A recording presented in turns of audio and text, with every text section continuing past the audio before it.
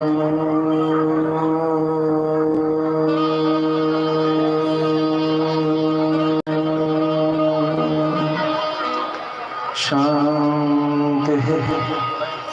शांति शांति।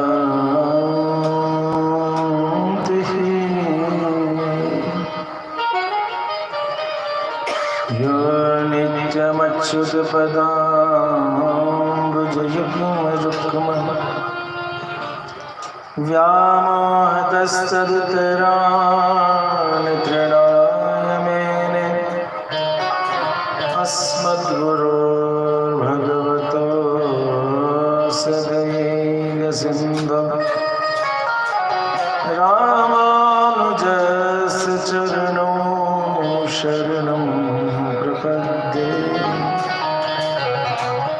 श्रीवेङ्कटेश चरणाम्बुजराजहंसं श्रीवानशैलमुनिवर्यप्रदारभृङ्गं श्रीशालग्रामगुरुवर्यतनूजरत्नं श्रीकेशवपङ्कजमाश्रयम्।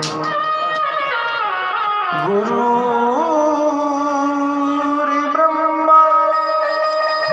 गुरुर्विष्णु गुरुर्देवो महेश्वरः गुरुर्साक्षात् परब्रह्म तस्मै श्री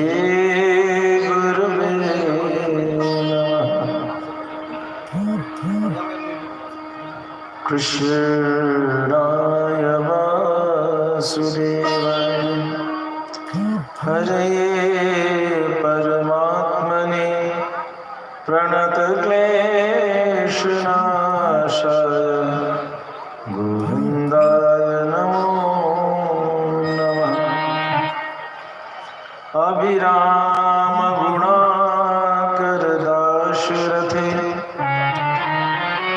जगदेक धनुर्धर धीमते रघुनायक राम रमेश विभो वरदो भवदे दयानिधे। अतुलित बलधामं हेमशैलावदेहं धनुजवन कृशाणुं ज्ञानिनामं मृगनाथं। श्रीं भगवत्सल भगवान की, श्री वृंदावन बिहारी लाल की। भाष्यकार श्री रमण स्वामी जी महाराज की, श्रीमान बालक स्वामी जी महाराज की, श्री सद्गुरुदेव भगवान, श्रीमद्भागवत भगवान की जय। जय जय श्री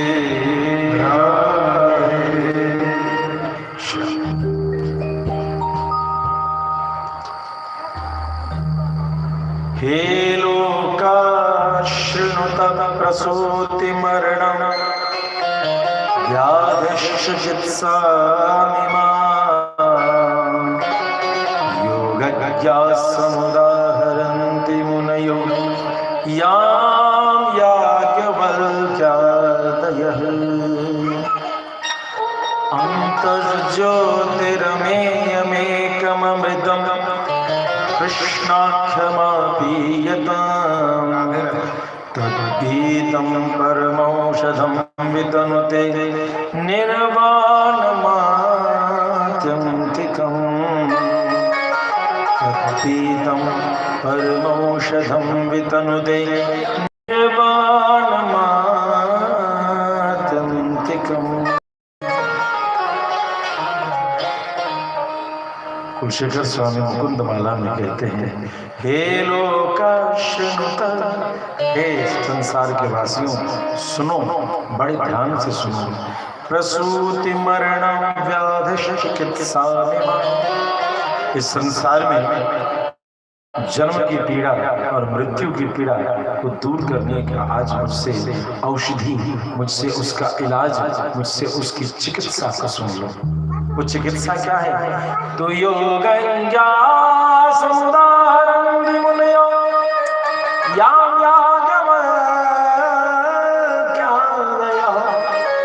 याज्ञवल्क्य मुनि परम विवेकी, राखे भरद्वाज पद टेके, जाग दलित मुनि परम विवेकी।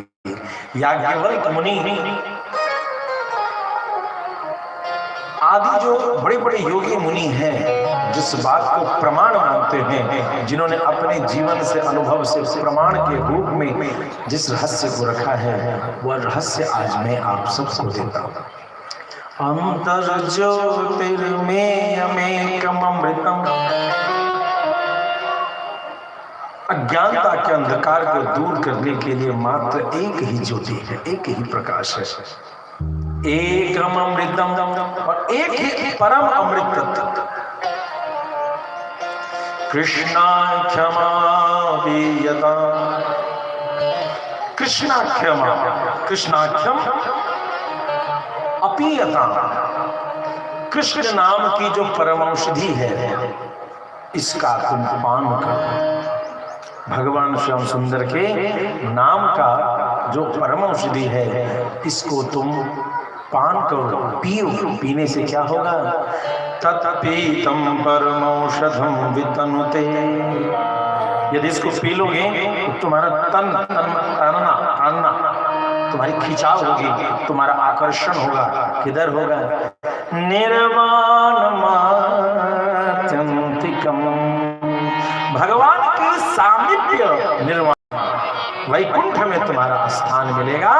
यदि इस जन्म मरण के चक्र से तुम बचना चाहते हो, इसकी पीड़ा से तुम दुख दूर करना चाहते हो, तो यह जन्म मरण का चक्र तो दूर होगा ही होगा, साथ ही साथ परम गति की भी यात्रा होगी, उसमें भी तुम्हें स्थान मिलेगा। प्रेम से भक्तवत्सल भगवान की। तो ऐसे भगवान श्याम सुंदर की कथा में आप सभी का बहुत बहुत स्वागत। यह कथा इस लोक और परलोक दोनों में आनंद प्रदायिनी है। हमारे साथ YouTube चैनल पर भी कई श्रोतागण जुड़ करके नित्य आपके गांव में आयोजित इस कथा को श्रवण करते हैं। उन सभी ऑनलाइन माध्यम से उपस्थित श्रोतागणों का भी बहुत बहुत साधुवाद, धन्यवाद और आप सभी का स्वागत है।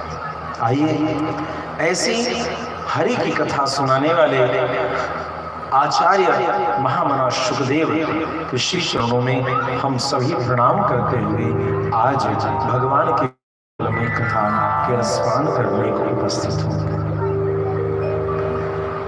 हरि की कथा सुनाने वाले, प्रभु की कथा सुनाने वाले,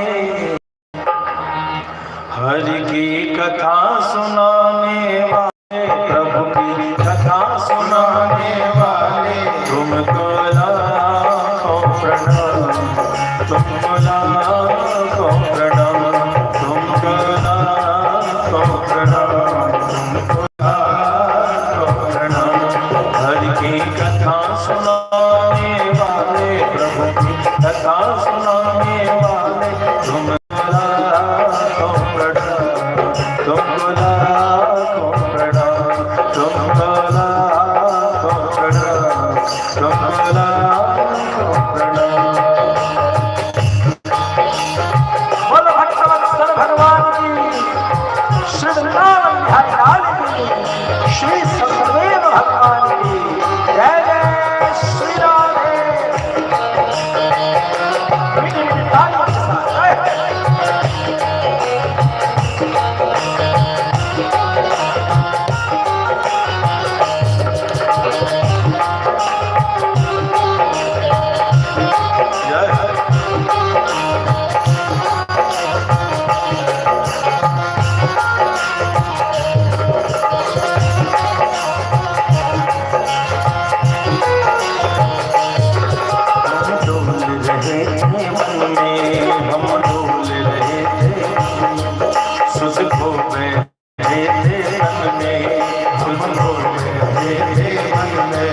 हम डोल रहे थे मन में, हम डोल रहे थे मन में, सुध को बैठे थे मन में, सुध को बैठे थे मन में।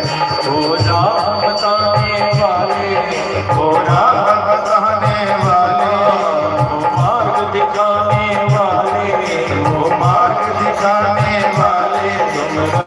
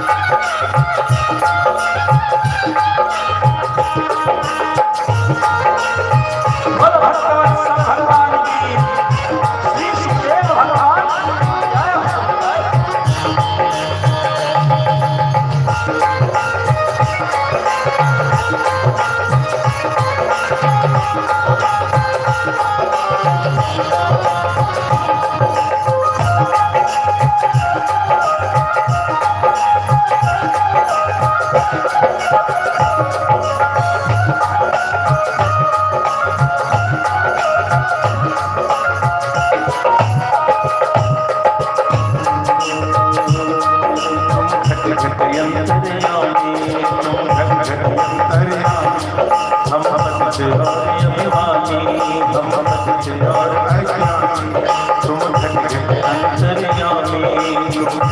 अंतर्यामी, हम भक्त और अभिमानी, हम भक्त और अज्ञानी, हो भाग्य दिलाने वाले, हो भाग्य दिलाने वाले, जग से मोक्ष दिलाने वाले, जग से मोक्ष दिलाने वाले, तुम सदा हो प्रणाम, तुम सदा हो प्रणाम, भोला हो प्रणाम, भोला हो प्रणाम। हरि की कथा सुनाने वाले, हरि की कथा सुनाने वाले, तुम सदा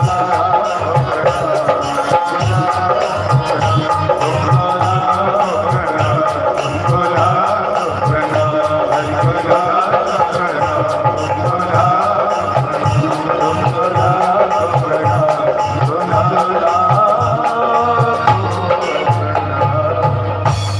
जय भक्तवत्सल भगवान के जय, जय जय श्री राधे।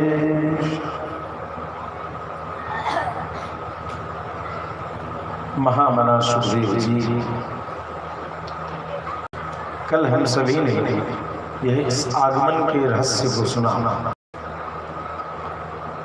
कि महामना सुखदेव जी महाराज परीक्षित के समस्त शंकाओं के निराकरण के लिए उपस्थित होते हैं। योग वाशिष्ठ में सुतीक्ष्ण जी ने अगस्त मुनि से पूछा है कि प्रभु, मोक्ष का साधन कर्म है या ज्ञान? गीता जी में भगवान ने कहा, ज्ञान नाग्ना भस्मसात कुरुते अर्जुना। ध्यान देंगे, गीता जी में कहा, ज्ञानेन अग्निना भस्मसात कुरुते अर्जुन। हे अर्जुन, अपनी ज्ञान अग्नि से सब कुछ भस्मीभूत कर जाओ, सबको जला के राख।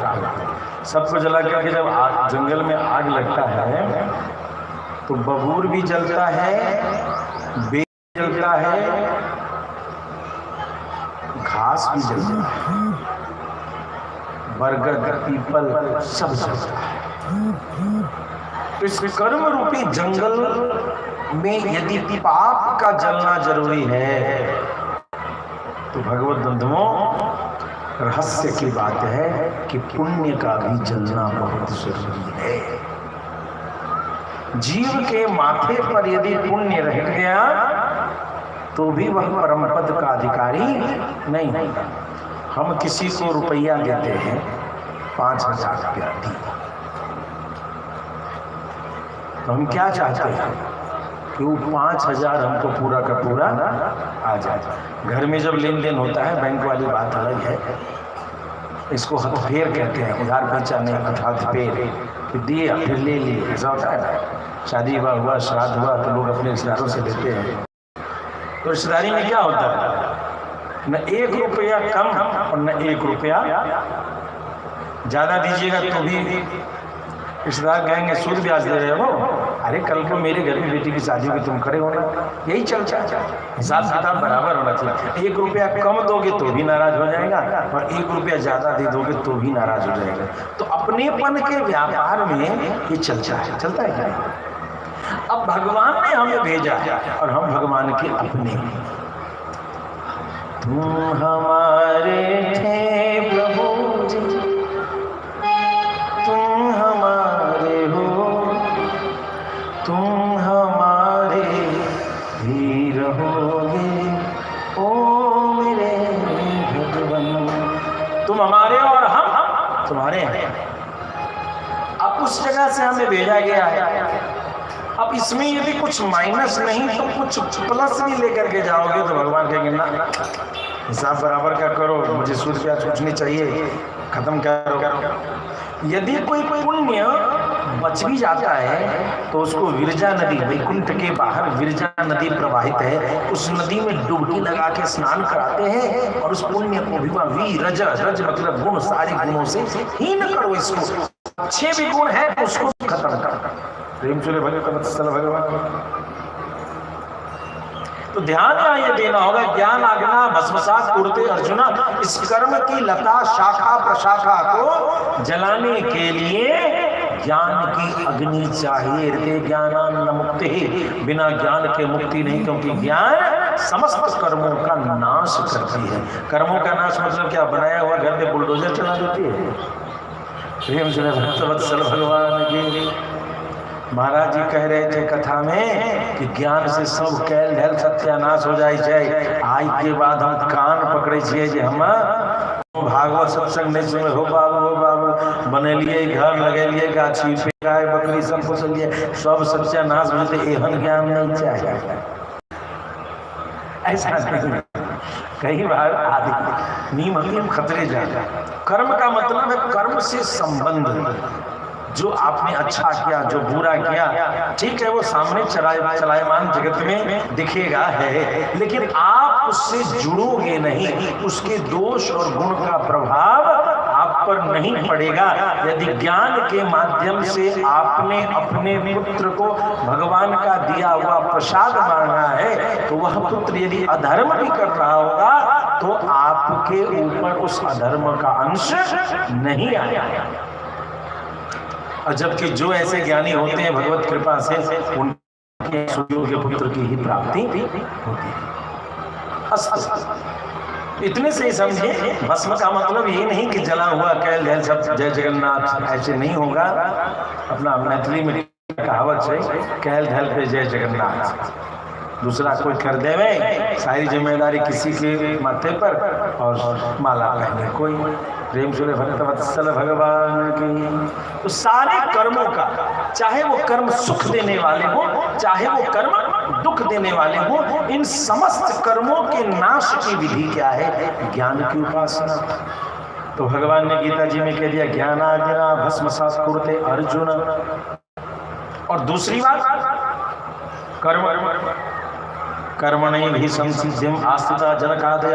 जनक जी को उदाहरण करके कह दिया कि कर्म से ही सिद्धि मिलती है, तो कर्म भी करो। आप बताओ,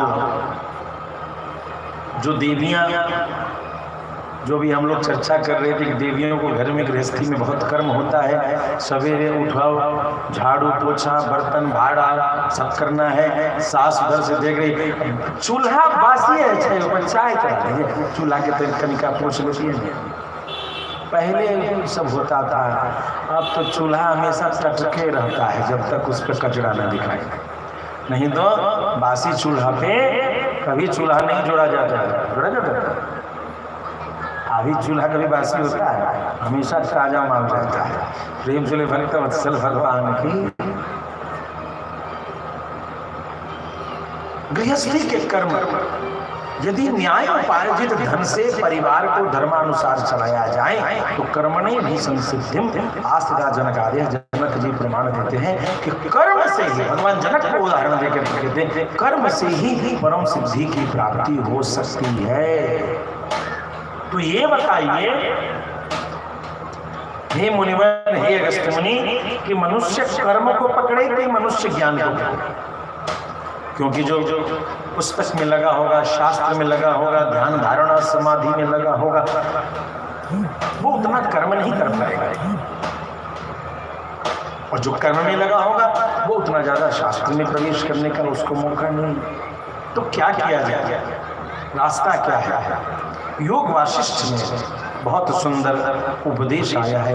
उभाभ्यामेव पक्षाभ्याम यथा के पक्षिणा गतिः तथैव ज्ञान कर्माभ्याम जायते परमं पदम्। जैसे चिड़िया होती है ना, इस जीवात्मा के उड़ने को एक चिड़िया का उड़ना बताया। अगस्त्य मुनि कहते हैं कि जैसे पंछी को इस डाल से उस डाल पे जाना है, इस वृक्ष से उस वृक्ष पर जाना है, इस स्थान से उस लक्ष्य को जाना है, उस स्थान पर जाना है, तो पंछी क्या करती है? दोनों चिड़िया दोनों पंख को फैलाती है और संतुलन रखती है।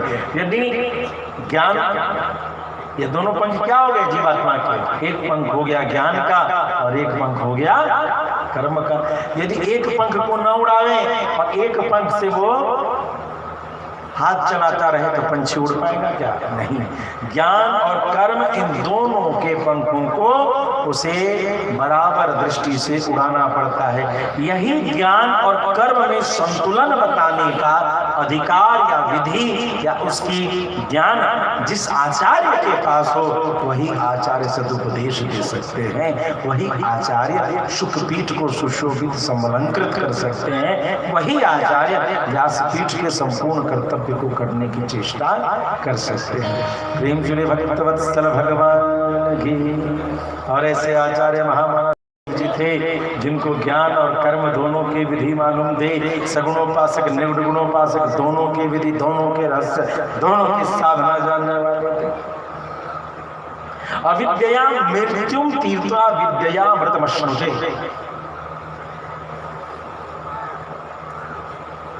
सूत्र कहता है दो प्रकार से विद्या को बांटा जाता है, अविद्या और विद्या।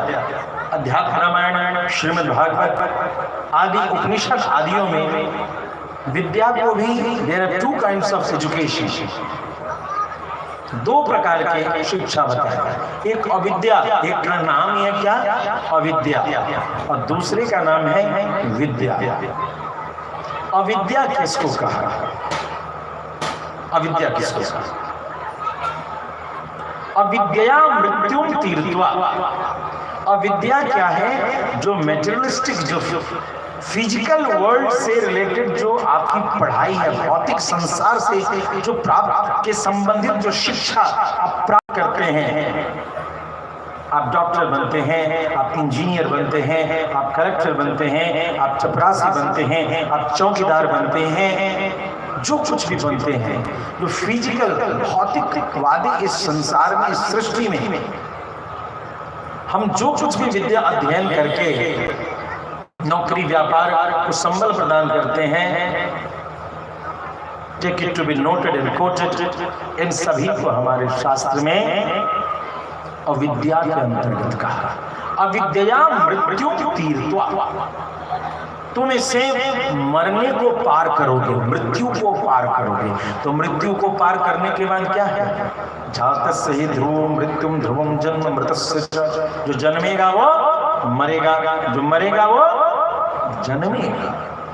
तो अविद्या मृत्युम तीर्थवा। जब तक मृत्यु नहीं आती है तब तक तुम्हें सांसारिक कर्म को करना है। तो मृत्यु तक अपने जीवन को चलायमान रखने के लिए जिस वृत्ति की आवश्यकता पड़ती है, ये सारी वृत्तियां अविद्या के अंतर्गत। विद्या मृतमश्नुते। और विद्या क्या करता है? अमृत तत्व की प्राप्ति कराता है। विद्या क्या कराता है? अमरता की प्राप्ति कराता है। विद्या क्या करता है? परम पद की प्राप्ति कराता है।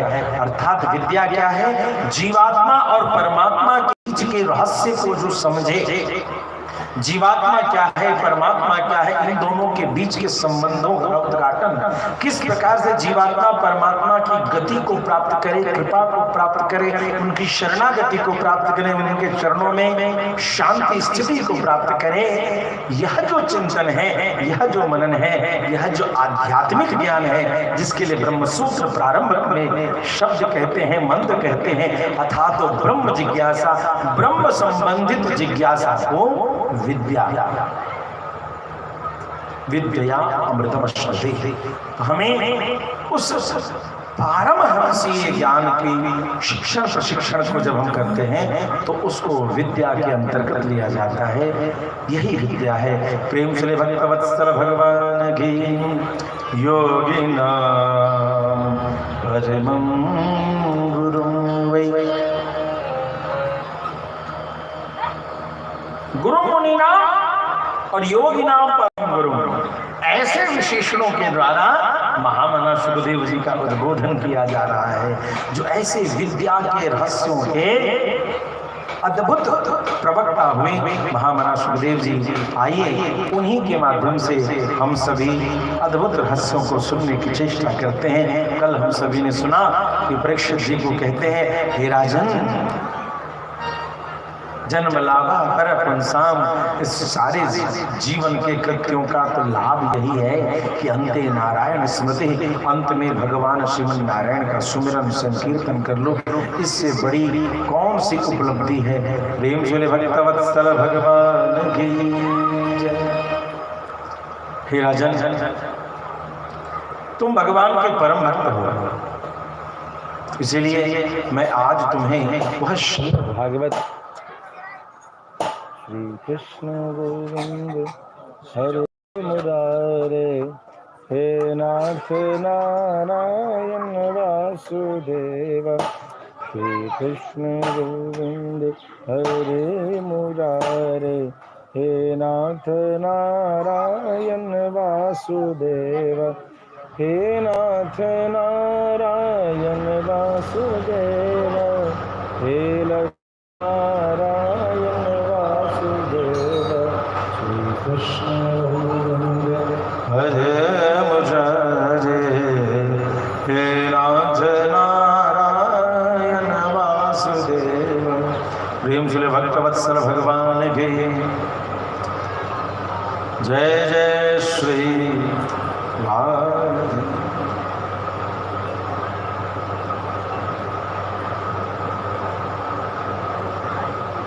भगवान के अद्भुत लीलाओं को महामना सुखदेव जी कहना प्रारंभ करते हैं। हे महाराज, हे राजा परीक्षित, तुम भगवान के बड़े दुलारे हो और तुम भी भक्ति करते हो। मैं तुम्हें श्रीमद् भागवत की वो कथा सुनाऊंगा जिसे मैंने अपने गुरुदेव, अपने पिता श्री वेदव्यास जी से सुन रखा है। तुम्हारे समस्त शंकाओं का निराकरण तो उस एकमात्र श्रीमद् भागवत महापुराण में है। और राजा इस बात के लिए खिन्न ना हो, चिंतित ना हो कि तुम्हें 7 दिनों का ही मात्र अवसर प्राप्त हुआ है। हे राजर्षि, राजर्षि खट्वांग की कथा तुमने सुनी होगी कि उनके पास आयु की समाप्ति हुई। उनको पता चला कि मात्र 2 घड़ी ही समय है।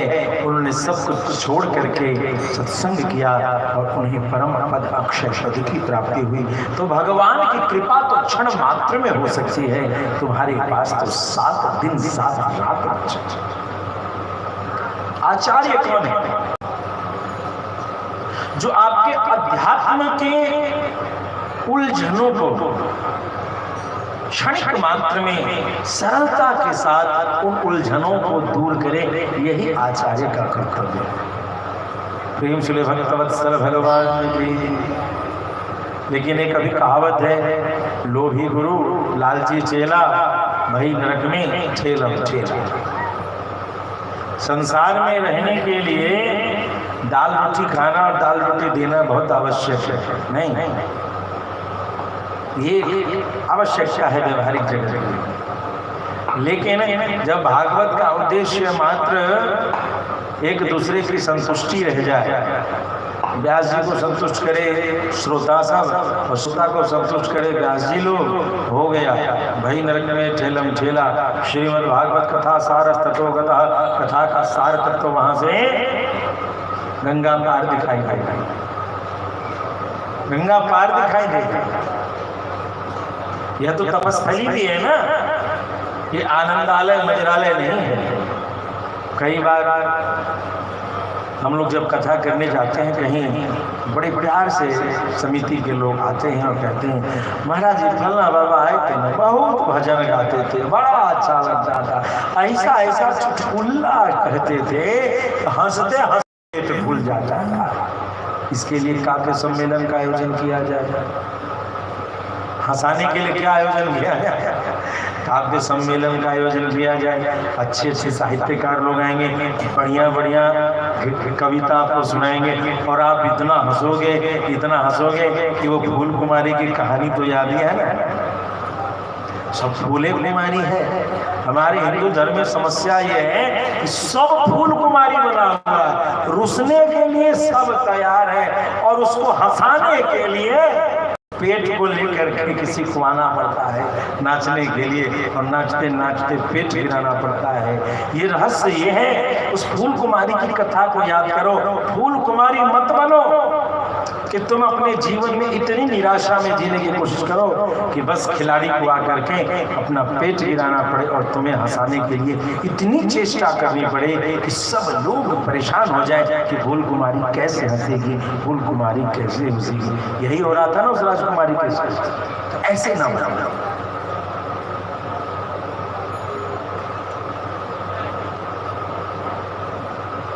कीर्तन कथा में बस भगवान को सुमिरण करने का एक माध्यम है। आइए हम सभी उस जगह पहुंचे जहां हमारा सुखदेव जी कहते हैं कि एक क्षण में ही उद्धार हो सकता है। 7 दिन 7 रात की बात करेंगे। निश्चिंत अब मैं तुम्हें सद्यो मुक्ति के वेदोक्त मार्ग को उपदेश करता हूं। 2 प्रकार से मुक्ति का विधान है। ध्यान देंगे जो मोक्ष के लिए भागवत की कथा सुनते हैं वो ध्यान देंगे। 2 प्रकार से मुक्ति का मार्ग होता है, सद्यो मुक्ति और क्रम मुक्ति।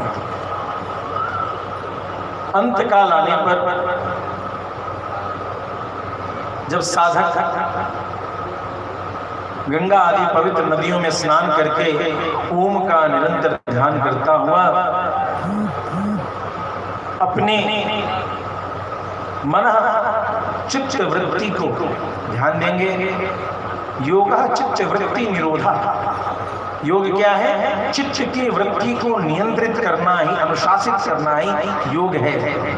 तो इस वृत्ति से चित्त की वृत्ति को नियंत्रित करें। मन चंचल है उसको रोके, और मन यदि भ्रमित होने लगे तो योग धारणा के द्वारा बारंबार उस मन को पकड़ पकड़ के लाए, पकड़ पकड़ करके मन को अपने पास रखे।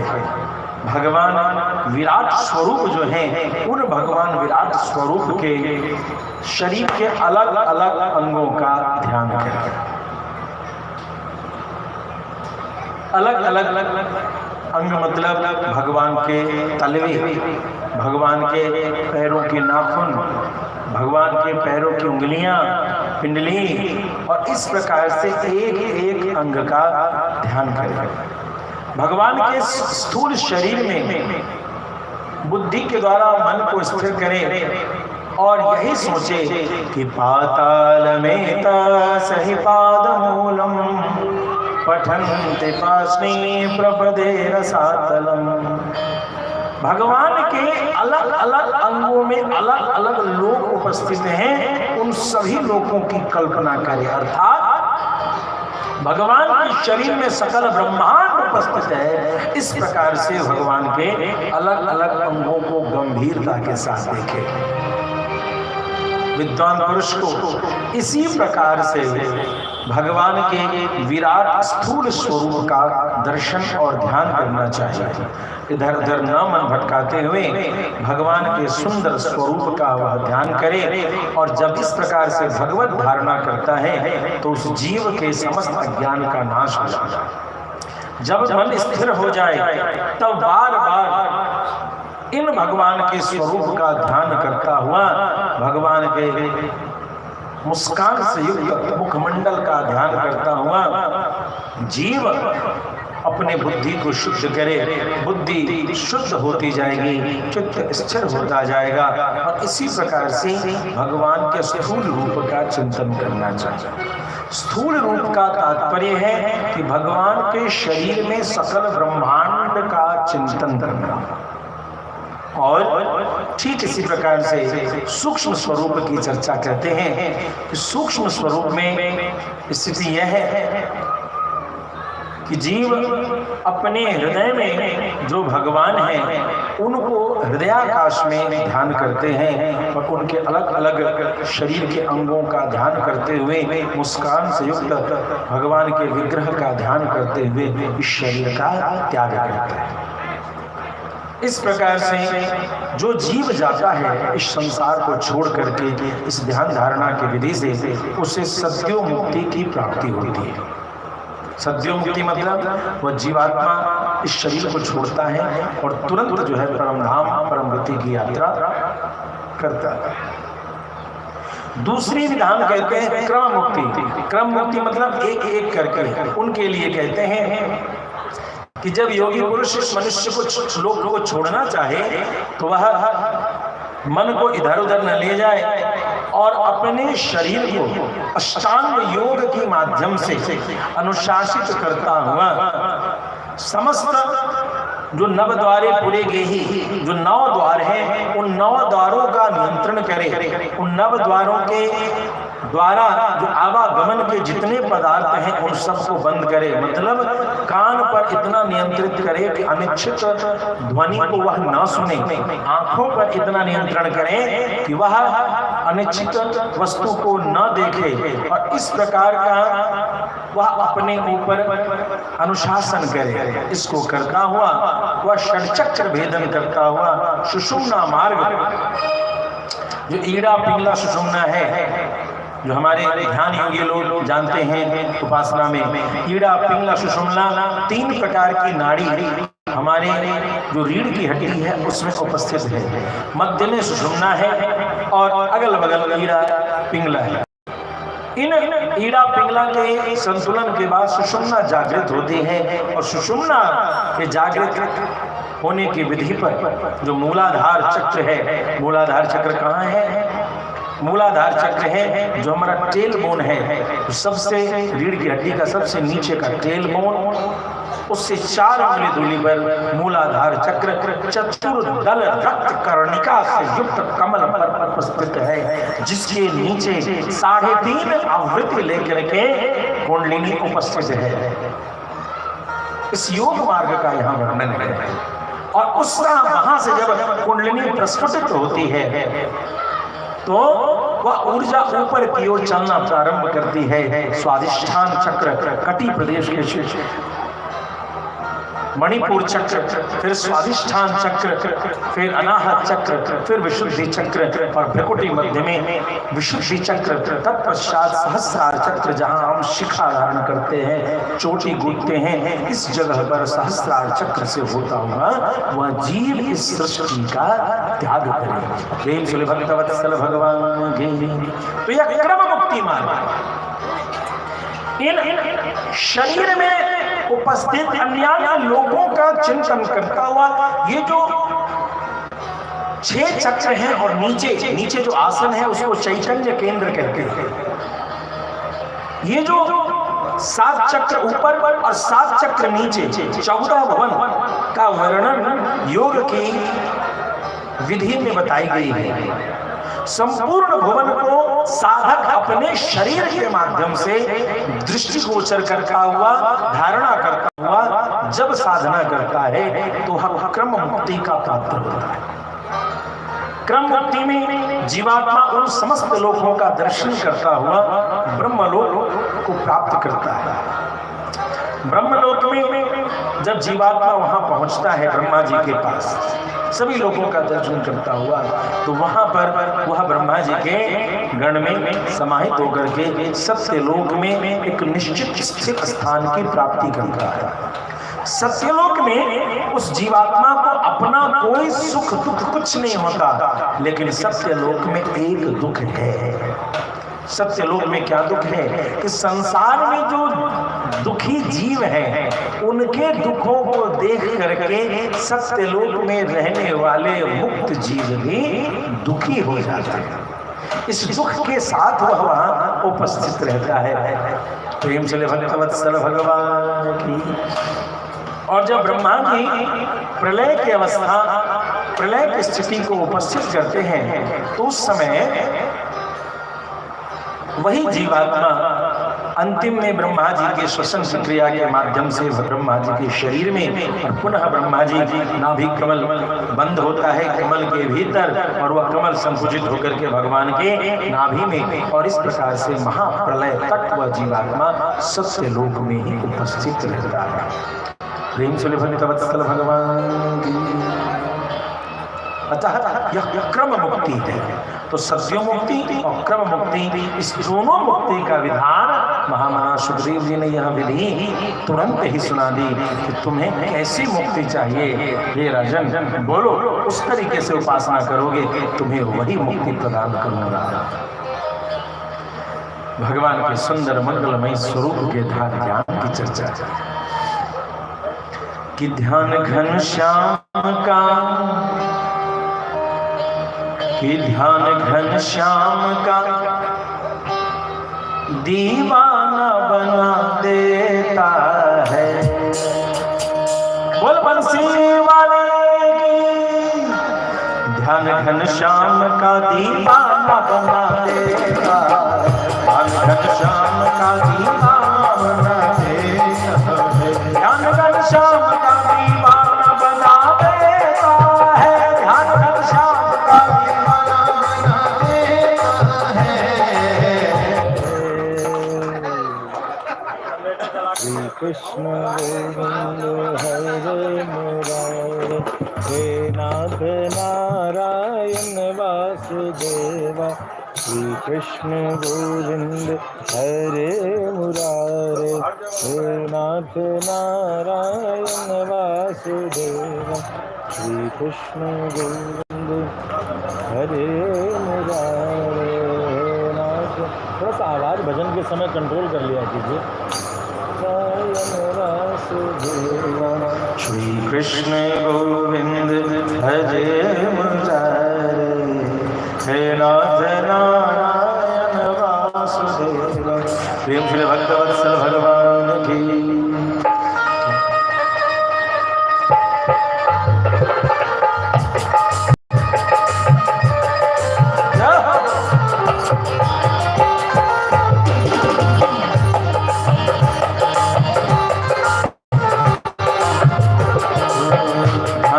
श्याम का दीवाना बना देता है, ध्यान श्याम का दीवाना बना देता है, ध्यान श्याम का दीवाना बना देता है, ध्यान श्याम का दीवाना बना देता है। भाग्य दुनिया को भी, भाग्य दुनिया को भी, भाग्य दुनिया को भी दीवाना बना देता है, दुनिया को भी दीवाना बना देता है, ध्यान श्याम का दीवाना बना देता है, ध्यान श्याम का दीवाना देता है, ध्यान श्याम का दीवाना देता है, ध्यान श्याम का दीवाना देता है, ध्यान श्याम का। जय हो।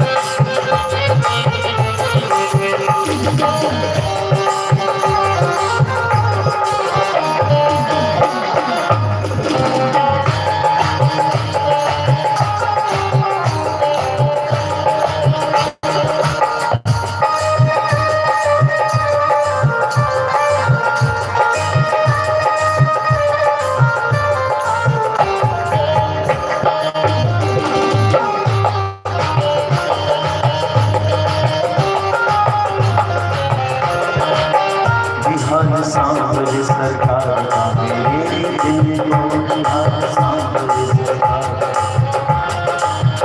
बिहार सांवरी सरकार का मेरे दिल को, बिहार सांवरी सरकार को, बिहार सांवरी सरकार का मेरे दिल को, बिहार सांवरी सरकार मेरे दिल को।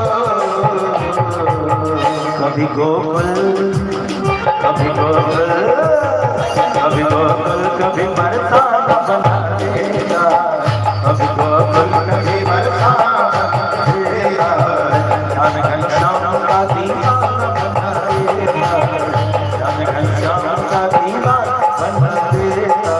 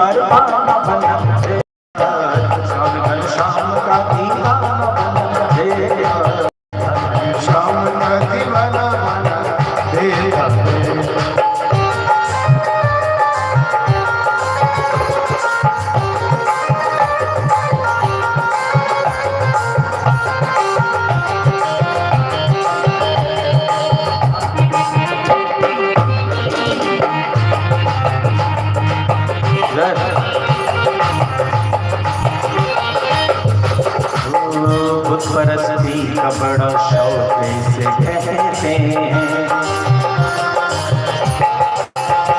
उस परस्ती का बड़ा शौक से कहते हैं, उस परस्ती का बड़ा शौक से कहते हैं, उस परस्ती का बड़ा शौक से कहते हैं।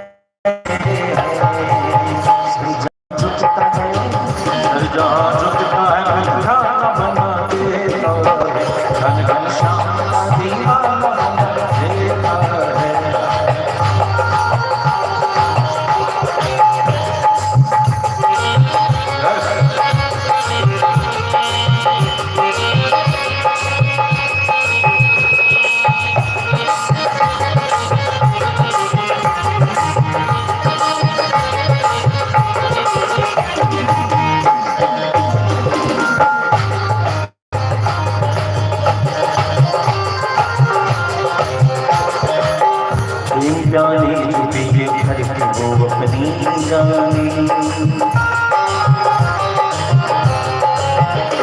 प्याली पिए भर के वो अपनी जानी,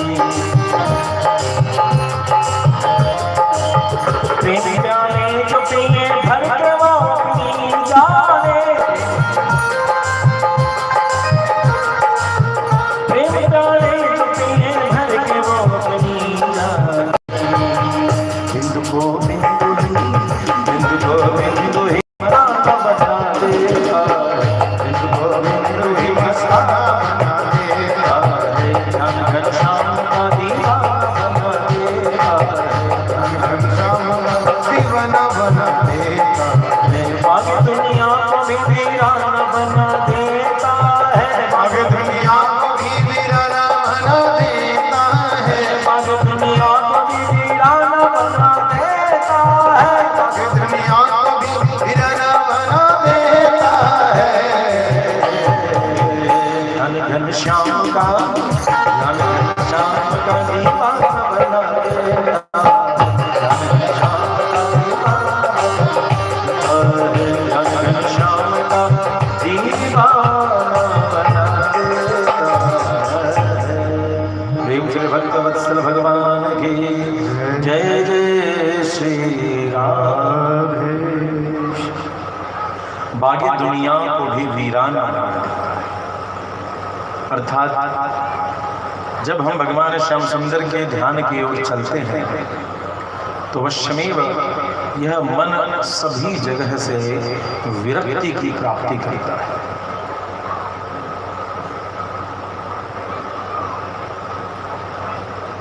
हम सभी सुन रहे थे कि महामना सुखदेव जी ने महाराज परीक्षित को अंतिम समय में किस प्रकार से ध्यान करते हुए शरीर को त्याग करना है उसकी विधि बताई, और तत्पश्चात महामना सुखदेव जी ने भगवान को बारंबार प्रणाम किया, भगवान से प्रार्थना की कि हे प्रभु आपके ही स्वरूप सदृश इस सृष्टि के बारे में मैं अब महाराज परीक्षित को कुछ कहना चाहता हूँ, इसलिए आप मेरी वाणी को समलंकृत करें।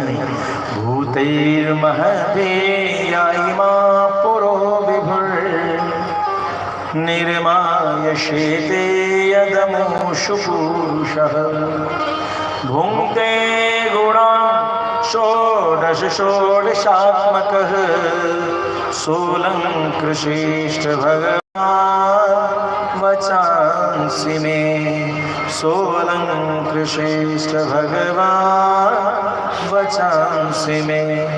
जो षोडशात्मक इस 16 कला से युक्त जो यह शरीर है, 16 कला कौन कौन है? 5 ज्ञानेंद्रिय, 5 कर्मेंद्रिय, 5 प्राण और 1 मन। इन 16 विभागों से युक्त, कला से युक्त यह शरीर है। समस्त शरीर में उपस्थित होकर के आप इस संसार के अलग अलग अवयवों का भोग करते हैं। ऐसे ही प्रभु इस जगत में जो कुछ भी हो रहा है सबके कर्ता भोक्ता आप ही हैं। अतः मैं महाराज परीक्षित की शंका को दूर करने के लिए आपके द्वारा उपदिष्ट उस श्रीमद् भागवत के उपदेश करने के अधिकार की प्राप्ति के लिए आपका मंगलाचरण करता हूँ, आपको नमस्कार करता हूँ, आपको कोटि कोटि प्रणाम करता हूँ। हे राजन, अब मैं तुम्हें वह प्रसंग सुनाऊंगा कि जब नारद जी एक बार ब्रह्मलोक में गए और उन्होंने जाकर के ब्रह्मा जी से पूछा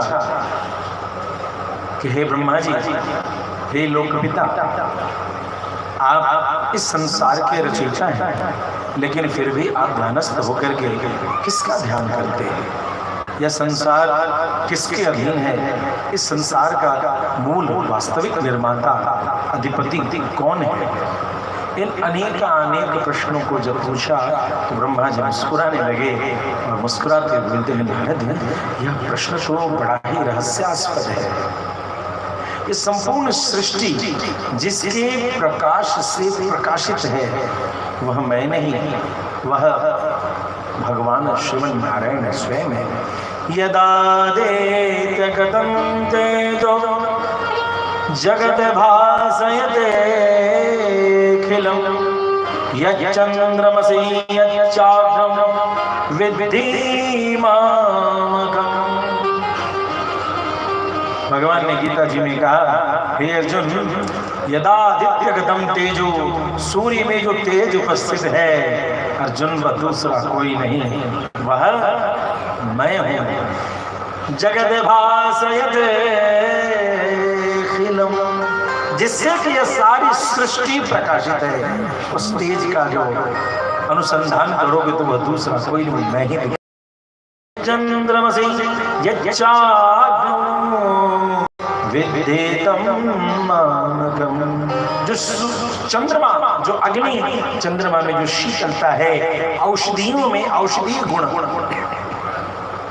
ध्यान देंगे ऐसा वर्णन है हमारे वेदों में कि सूर्य के प्रकाश से वृक्ष पल्लवित होते हैं, वर्धित होते हैं, संवर्धित होते हैं, लेकिन चंद्रमा के प्रकाश से चांदनी से, ध्यान देंगे, चांदनी की रोशनी क्या करती है?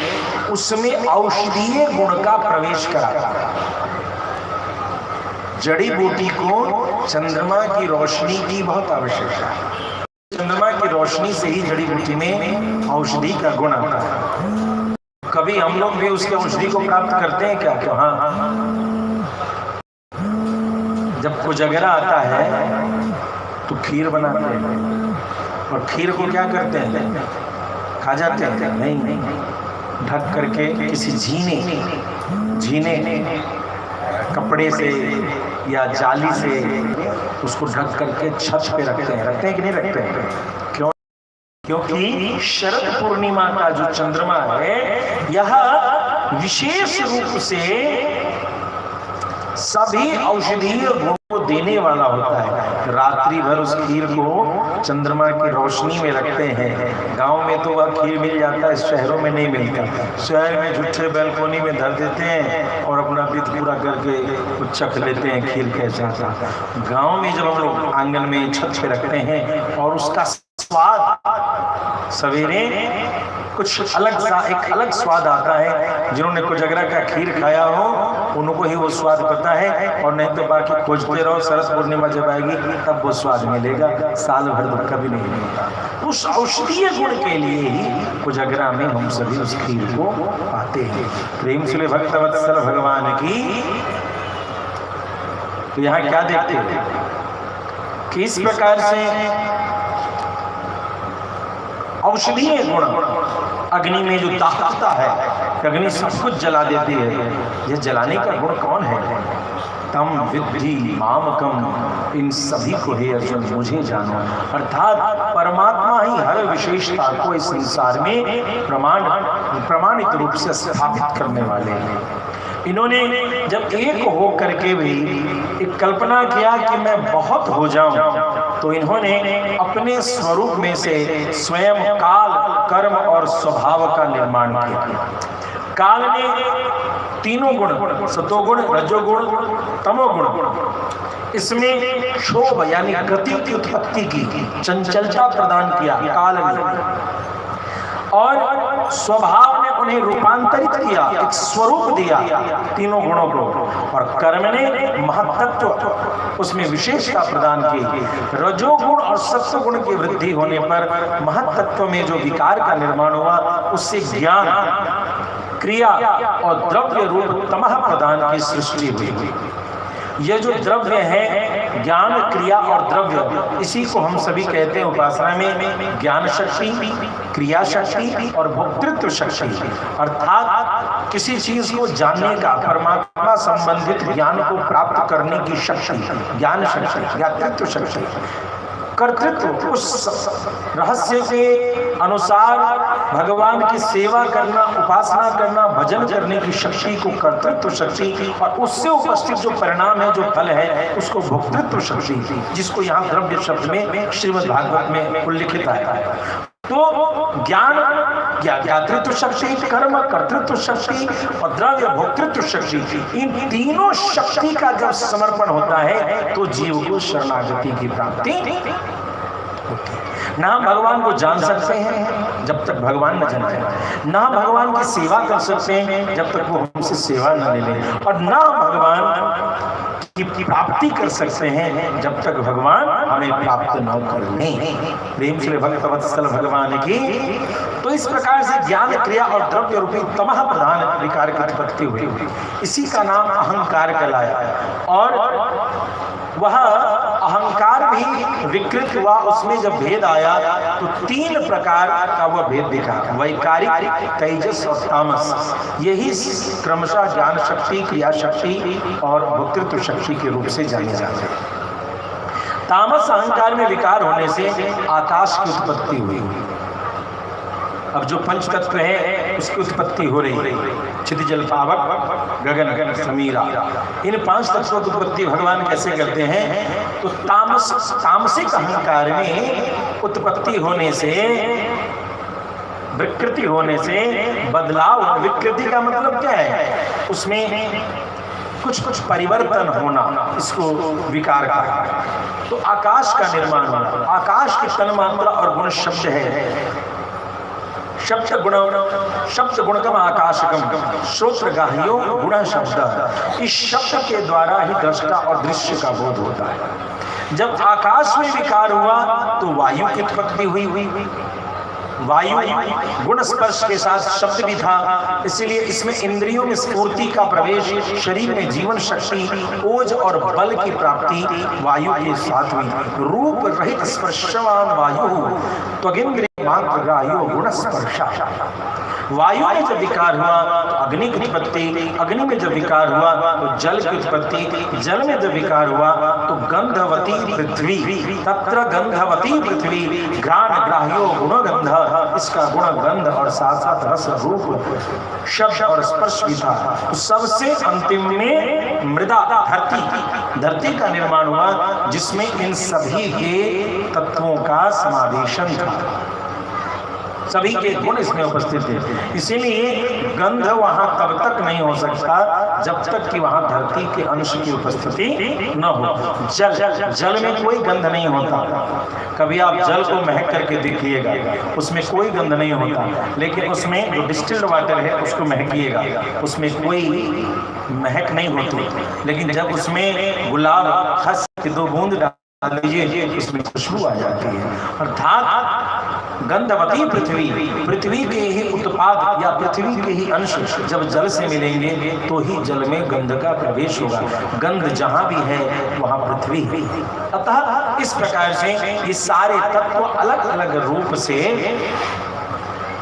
पांचों तत्व अपने गुण के कारण उपस्थित इनका निर्माण होता है। तब मन और इंद्रियों के 10 अधिष्ठात्री देवताओं के निर्माण होते हैं। 10 इंद्रिय हैं, 5 ज्ञानेंद्रिय, 5 कर्मेंद्रिय। ज्ञानेंद्रिय कर्मेंद्रिय क्या है? ज्ञानेंद्रिय क्या? Sense organs.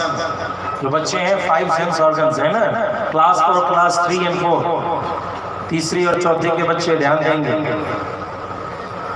फिर बायोलॉजी का आने वाला है, ISC वाला, तो तीसरी चौथी के बच्चे ध्यान देंगे।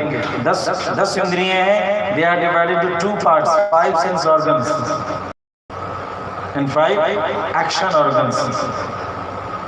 ज्ञानेंद्रिय और कर्मेंद्रिय। ज्ञानेंद्रिय क्या क्या है? सेंस ऑर्गन्स ध्यान दीजिए। आंख देखता है, आंख देखता है, जिह्वा स्वाद लेती है, चमड़ा स्पर्श करता है, कान सुनता है, और कुछ बचा? क्या बचा? नाक। तीसरा का विद्यार्थी बढ़िया है, बूढ़ा से सोचता है जाओ पचमा कहाँ, नीचे से ऊपर सोच रहा था, उधर से बची इशारा की। नाक क्या करता है? सूंघता है। तो जो सूंघने की शक्ति देता है, जो देखने की शक्ति देता है, जो सुनने की शक्ति देता है, जो स्वाद की शक्ति देता है, जो छूने की, छूते हैं तो पता चलता है ना कि ये कोमल है कि कड़ा है।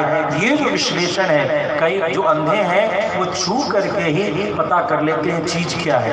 यानी इतनी शक्ति है स्पर्श की शक्ति, उसकी जागृति हम करें, इतनी शक्ति है। किसी अंधे से पूछिए छूने की क्या उपयोगिता है, तो वो छू करके बता देता है कि यह क्या है, कौन है, कैसा है। स्पर्श की ऐसी शक्तियां तो ये उनके देवता तक देवता प्रदान करते थे।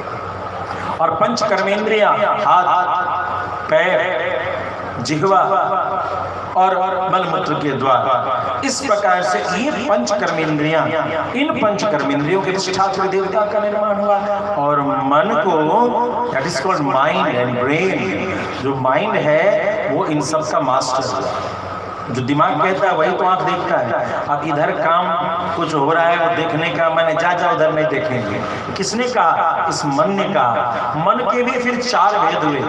प्रेम से भक्तवत्सल भगवान की, इसमें ज्यादा प्रवेश नहीं करेंगे, बस 4 का नाम देकर के।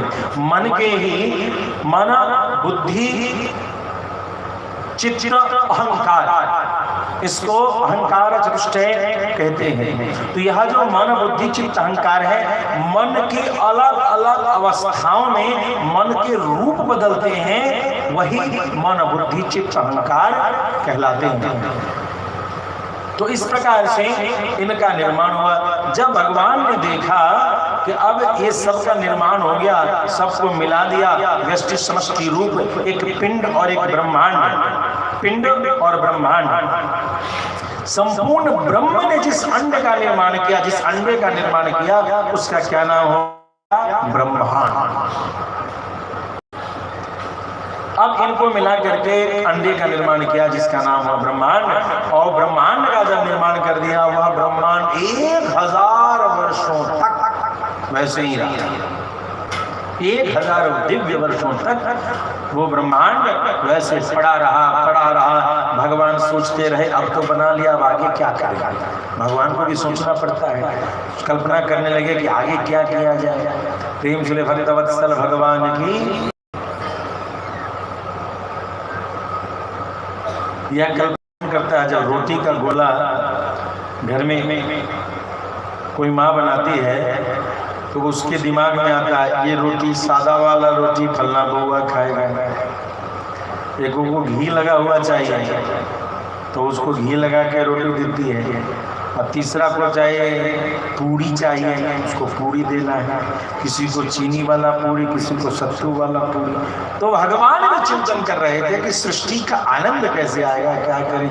1000 वर्ष गुजर गए, तब भगवान ने उसमें अपनी चेतना शक्ति का आविर्भाव किया, प्रवेश किया। अब प्रवेश कैसे करना शुरू किया, उस अंडे से निकलने लगा हाथ, पैर, आंख, कान, नाक, दांत, जिह्वा, ओठ, चमड़े, अस्थि, पंजर सब निर्माण होना शुरू हो गया। और इस प्रकार से भगवान का प्रथम अवतार सृष्टि में, प्रेम से बोले विराट पुरुष भगवान की। यह भगवान का प्रथम अवतार, जिसको देखने वाला भगवान के सिवा दूसरा कोई नहीं था। खुद ही निर्माता थे, खुद ही भोक्ता, खुद ही करता, खुद ही दृष्टा। इस प्रकार से एकांकी भगवान इस प्रकार से अपना निर्माण करते हैं। निर्माण करने के बाद भगवान ने अनेकानेक लोगों की कल्पना की, और इसी विराट पुरुष से ब्रह्मा जी ने नारद जी से कहा कि मेरा जन्म हुआ और मुझे और कुछ नहीं दिखाई दिया। जब मुझे तपस्या को करने का तो मैंने खूब तपस्या किया। तपस्या करने के बाद भगवान ने अपने दिव्य लोक का दर्शन ध्यान कराया। मैंने उनके लिए यज्ञ किया। अब यज्ञ की सामग्री चाहिए थी, तो भगवान के इतर तो कुछ नहीं था। तो कहते हैं मैंने उन्हीं भगवान के शरीर से कुश, जौ, अक्षत, यज्ञ भूमि आदि इन सभी स्थलियों की याचना की, और भगवान के शरीर से ही उन सब की प्राप्ति की। इसीलिए आज भी कोई पूजन होता है तो बाकी उसमें सोने का कलश हो न हो, लेकिन अक्षत रहता है, और कुछ हो न हो लेकिन कुशा रहता है, यव रहता है, तिल रहता है, क्योंकि ये सब सबसे पहले ब्रह्मा जी ने भगवान से ही भगवान के लिए सामग्री लिया और भगवान की पूजा की। डेमोक्रेसी मतलब होता है to the people, by the people, for the people. भजन का मतलब होता है to the god, by the god, for the god. हमारी फिलॉसफी थी ईश्वर के लिए, ईश्वर से, ईश्वर का भजन करने की चेष्टा। यही हमारी भजन और व्यासपीठ का उपदेश रहा। हरि ओम। यज्ञेन यज्ञमय जन्त देवास तानि धर्माणि प्रथमान्यासन्न केहनागम महिमानः सचन्द यत्र पूर्वे साध्याः सन्ति देवाः। नित्य प्रति हमारे आचार्य जी इसका उच्चारण करते हैं। यज्ञेन यज्ञमय जन्त, जगनेन यज्ञ पुरुष भगवान से, जगनम, जगनम मतलब यज्ञ पुरुष भगवान की पूजा ये देवता करते रहते हैं। सबसे पहले ब्रह्मा जी ने किया, और ब्रह्मा जी ने जैसा किया महाजनों गदा स्वतंत्र, जिधर से बड़े लोग जाएं उसी वही रास्ता बन जाता है। तो ब्रह्मा जी के जितने भी अन्य सभी लोग थे उसी प्रकार से भगवान की उपासना उन्होंने यज्ञ पुरुष भगवान की उपासना प्रारंभ कर दी। प्रेम चले भक्तवत्सल भगवान की। भगवान ने संसार की लीला को रचाने के लिए और उसमें अलग अलग कर्तव्यों को निभाने के लिए अलग अलग समय पर 24 अवतार लिए हैं। तो 24 अवतार की संक्षिप्त व्याख्या ब्रह्मा जी ने की है। इससे पहले भी हम लोगों ने एक बार सुना, और दोबारा 24 अवतारों का वर्णन आता है जो संक्षिप्त श्रीमद् भागवत है, इसलिए सभी लोग बड़े ध्यान से सुनेंगे। प्रथम अवतार भगवान ने वराह रूप में प्रलय के जल से धरती माता का उद्धार किया। प्रेम से भक्तवत्सल भगवान की। अच्छा, ये 24 अवतार का जानना क्यों आवश्यक है? क्योंकि बहुत लोग मात्र दशम स्कंद की कथा को ही संपूर्ण भागवत समझते हैं, और उन्हें बाकी अवतारों का तो 10 भागवत हो जाते हैं, लेकिन उनको पता ही नहीं रहता है। इसीलिए इन अवतारों की कथा चलेगी भागवत में, तो ये नहीं समझिएगा कि कथा कहाँ से आगे गए, तो हमारा नहीं सुनने चाहिए। भागवत हो लगे कि हो लगे ब्याज कुछ कहे निके कहे चले, भागवत नहीं सुना कहाँ दुखी की कथा कर, ऐसा नहीं। 24 अवतार की कथा है श्रीमद् भागवत में। तो वराह भगवान की, भगवान सुयज्ञ, यज्ञ नारायण भगवान के। यज्ञ नारायण भगवान दक्षिणा अपनी पत्नी के गर्भ से स्वयं आदि देवताओं का उन्होंने अवतरित किया। प्रेम से बोले कपिल मुनि भगवान की। तो कपिल देवहूति संवाद भी श्रीमद् भागवत में सुनने को मिलती है। और अत्रि मुनि के घर में भगवान स्वयं दत्तात्रेय मुनि भगवान की। अत्रि मुनि अनुसुईया माता की कथा हम सभी रामायण में सुनते हैं। उनके घर में भगवान दत्तात्रेय के रूप में पहुंचे और सनक सनंदन सनातन सनत कुमार के नाम से सन का मतलब होता है तपस्या, और जो तपस्या चारों भाई थे ये भी भगवान के अवतार माने जाते हैं। प्रेम से भगवान के धर्म की पत्नी मूर्ति के गर्भ से भगवान नर और नारायण के रूप में अवतरित हुए, जो बद्री विशाल में भगवान उपस्थित हैं।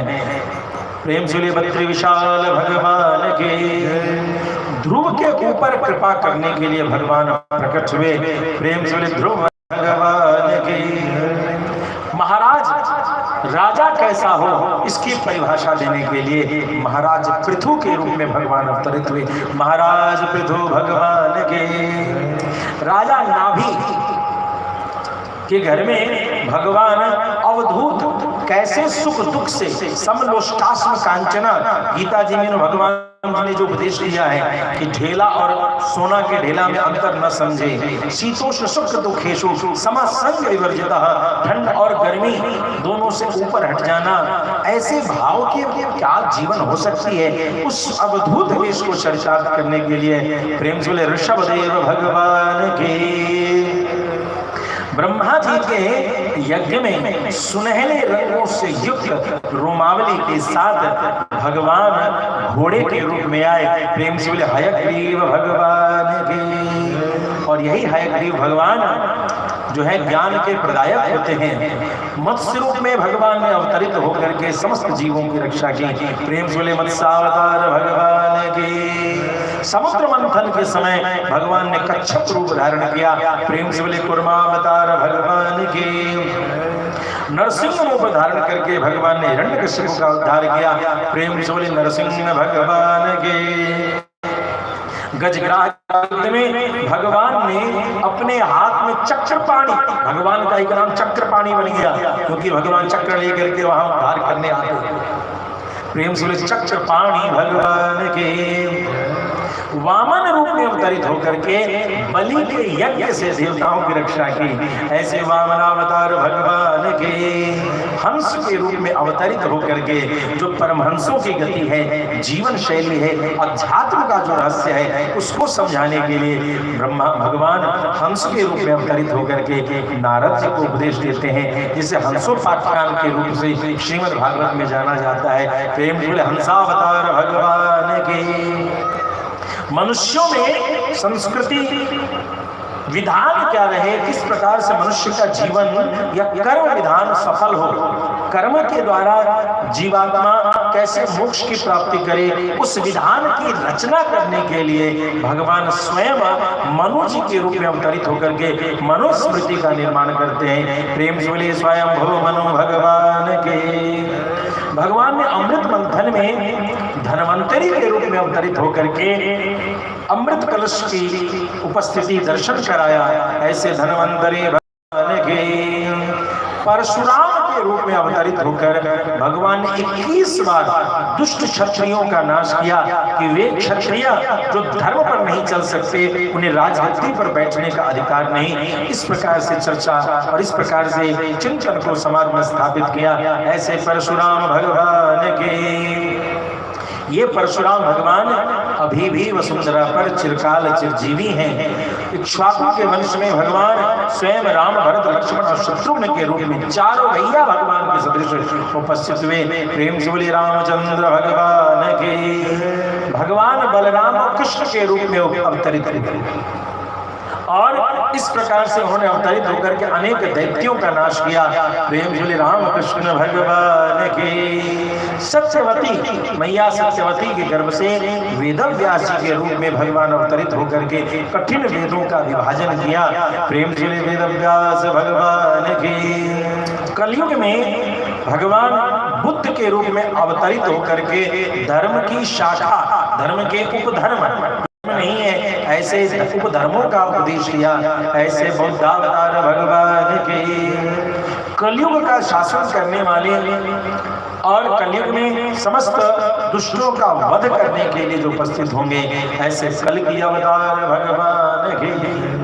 यहाँ एक चीज, एक रहस्य जानने की आवश्यकता है। कई बार महात्मा बुद्ध को बुद्धावतार भगवान के रूप में कई लोग चर्चा और चेष्टा करते हैं, लेकिन श्रीमद् भागवत में कीकट प्रदेश में बुद्ध के जन्म की कथा बताई गई है। और महात्मा बुद्ध का जन्म किसी कीकट नाम के प्रदेश में नहीं हुआ। इसलिए विद्वानों का मत है कि जो महात्मा बुद्ध है वह बुद्धावतार भगवान के रूप में उनका गणना नहीं करना चाहिए। एक संत हैं, एक उपदेशक हैं, इस प्रकार से उनकी चर्चा मान्य है, लेकिन इस प्रकार से नहीं कि वे हमारे भगवान विष्णु के अवतार हैं। क्योंकि श्रीमद् भागवत अकाट्य शाश्वत सनातन ग्रंथ है। इसमें कीकट प्रदेश का वर्णन आया, जहां इसकी जन्मभूमि महात्मा बुद्ध गौतम बुद्ध की नहीं। प्रेम से भक्तवत्सल भगवान की अनेकानेक अवतारों के माध्यम से भगवान ने इस सृष्टि में न्याय की व्यवस्था की, ज्ञान की व्यवस्था की संचालन किया। ब्रह्मा जी कहते हैं कि इस प्रकार से मैंने संक्षेप में तुम्हें श्रीमद् भागवत का उपदेश किया है। हे नारद, तुम इसका उपदेश करो। और इसके उपदेश करने की विधि क्या बताई कि जिस प्रकार से आश्रय स्वरूप भगवान के श्री चरणों में, ध्यान देंगे, यथा भगवते निराम भक्ति भविष्यति सर्वात्मन्याखिलाधारे इति संकल्प वर्णना। हे नारद, तुम जो अब ये कथा सुनाओगे सबको श्रीमद् भागवत को, तो कथा क्यों सुनाई जाए, कथा कैसे सुनाई जाए, ध्यान देंगे, कथा कैसे सुनाई जाए, इस पर भी ब्रह्मा जी ने उपदेश दिया कि कथा सुनाते समय लक्ष्य यही होना चाहिए, यथा भजो भगवते, भगवान हरि में निराम भविष्यते। मनुष्य के हृदय में भगवान के श्री चरणों में भक्ति की सृष्टि हुई। और भक्ति क्या है? वैदिक विधि से भगवान की उपासना। वेद क्या है? भगवान की वाणी है। भगवान के निर्देशानुसार बताई गई विधि से, आचार्य परंपरा में निर्दिष्ट विधि से भगवान की उपासना की जाए, यही भक्ति जो सबके आधार है। उन भगवान के श्री चरणों में जीव जा सके, यही श्रीमद् का उद्देश्य है।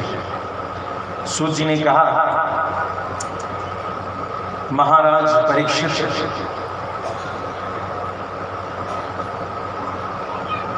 से महामना सुखदेव जी इस कथा को इसी प्रकार से कहते हैं, जैसा ब्राह्मकल्प में, ब्राह्मकल्प जब नाभि कमल से ब्रह्मा जी प्रकट हुए थे, ब्राह्मकल्प में जो भगवान श्रीमन नारायण ने ब्रह्मा जी को जो रहस्य सुनाया था, उसी प्रकार की चर्चा को, उन्हीं कथाओं को महामना सुखदेव जी कहना शुरू करते कि ब्रह्मा जी ने भगवान से श्रीमद् भागवत का उपदेश सुनने के लिए भगवान से प्रार्थना की। तब भगवान ने चतुश्लोकी भागवत उनको सुनाया, जिस 4 श्लोकों में ही संपूर्ण भागवत के सारे तत्व को भगवान ने ब्रह्मा जी को सुनाया है। और ब्रह्मा जी को सुना करके कहा कि अब इस रहस्य को आप सभी को सुनाएंगे। ब्रह्मा जी को ये सारा दिव्य ज्ञान दे करके भगवान अंतर ध्यान हो जाते हैं। फिर ब्रह्मा जी ने नारद बाबा से संतुष्ट होकर के उन्हें 10 वाली श्रीमद् भागवत की कथा सुनाई। ये 10 लक्षण वाली श्रीमद् भागवत की कथा क्या है? श्रीमद् भागवत में किन किन चीजों को सुनने पर संपूर्ण श्रीमद् भागवत के रहस्य का आनंद प्राप्त हो सकता है, या यूं कहें श्रीमद् भागवत में किस किस सब्जेक्ट का डिस्कशन है। तो पहला सब्जेक्ट है, पहला विसर्ग है अत्र सर्गो विसर्गश्च सर्ग। सर्ग की सृष्टि, अभी जो हम लोगों ने सुना कि किस प्रकार से आकाश, वायु, तेज, अग्नि, जल और पृथ्वी का निर्माण हुआ, इन 5 महाभूत तत्वों के निर्माण की कथा, शब्दादि तन्मात्राएं, शब्द, स्पर्श, रूप, रस, गंध, ये जो इन 5 तत्वों के जो हम लोग चर्चा सुन रहे थे, गंधवती, पृथ्वी आदि, उनकी चर्चा, इंद्रियां, अहंकार और महत तत्व की उत्पत्ति, मन, बुद्धि, चित्त, अहंकार की उत्पत्ति, इन सभी कथा को सर्ग के अंतर्गत, यानी इसमें ये कथा होनी चाहिए। विसर्ग, ब्रह्मा जी ने जड़ चेतन की जो सृष्टि का निर्माण किया है, जो हम सभी सुनते हैं कि उनके सनक सनंदन सनातन कुमार आदि का जन्म आदि की जो चर्चा सुनते हैं और आगे सुनेंगे, उस सृष्टि क्रम की चर्चा, वह अभी हम सभी थोड़ी देर में उस विषय में प्रवेश करेंगे। स्थान, संपूर्ण सृष्टि की मर्यादा को बनाए रखने में भगवान विष्णु ही परम पद हैं, परम श्रेष्ठ हैं, इस बात का निर्धारण करना, यही श्रीमद् भागवत का मूल उद्देश्य। चौथा, पोषण। पोषण मतलब भक्तों के ऊपर जो भगवान की कृपा की कथा है, जैसे कि हमने उत्तरा के उद्धार की कथा, परीक्षित की रक्षा की कथा, पांडव द्रौपदी आदि की रक्षा की कथा सुनी, इन कथा से सुसज्जित श्रीमद् भागवत हो। मनवंतराधिपति जो भगवत भक्ति और प्रजा पालन रूप शुद्ध धर्म का अनुष्ठान करते हैं, जो हम सभी स्वयंभू मनु के द्वारा मनुस्मृति आदि की चर्चा सुनते हैं, और अभी से लेकर के कल पूर्वार्ध तक जो वंशावली की चर्चा सुनेंगे, ये मनवंतर के अध्ययन में उन वंशों की चर्चा हम सभी सुन रहेंगे। ऊती का मतलब जीवों के हृदय में जो वासनाएं हैं, जो कर्म के द्वारा बंधन में डालती हैं, उसकी स्मृति कराना, कि हम सभी सांसारिक कर्मों में बंद करके उलझ न जाएं, यही ऊती शब्द है। ईश कथा, भगवान और उनके भक्तों की अनेकानेक लीलाओं का वर्णन, यह ईश कथा के अंतर्गत आती है। निरोध, भगवान के द्वारा योग निद्रा स्वीकार करने समय समस्त जीवों को अपनी उपाधि, अपने विराट स्वरूप में लीन करने की, अर्थात महाप्रलय की जो कथा हम सभी बीच में कभी कभी सुनते हैं, यही निरोध के अंतर्गत इसका वर्णन आता है। मुक्ति, जो अज्ञान कल्पित कर्तृत्व, भोक्तृत्व और ज्ञातृत्व शक्ति में जो उलझे हुए जीव हैं, इन सभी शक्तियों का परित्याग करके अपने वास्तविक स्वरूप परमात्मा में अभिन्नता, स्थिरता की प्राप्ति करना ही मुक्ति कहलाता है। कि अपने समस्त शक्ति का, अपने ज्ञान का, ऐश्वर्य का, सब का त्याग करके जीव भगवान में स्थिर हो जाए, यही मुक्ति है। और 10वां भाग है, 10वां अंश है आश्रय, 10वां लक्षण है आश्रय। इस चराचर जगत की उत्पत्ति और प्रलय जिस तत्व से प्रकाशित हो, वही पर ब्रह्म ही संपूर्ण सृष्टि का एकमात्र आश्रय। इदं विश्वे चक्रमे त्रयधानिदे पदम समूढमस्य पावं सुरे स्वाहा। यह जो भगवान विष्णु ऋणाकम से विष्णु हो, भगवान विष्णु का वर्णन जहाँ आता है, उन्हें संपूर्ण सृष्टि का आश्रय स्थली, सृष्टि के निर्माता के रूप में जो स्थापना है, यही लक्षण श्रीमद् भागवत का आश्रय लक्षण है। प्रेम से भक्तवत्सल भगवान के, कि तूने अजब रचा भगवान, तूने अजब रचा भगवान, खिलौना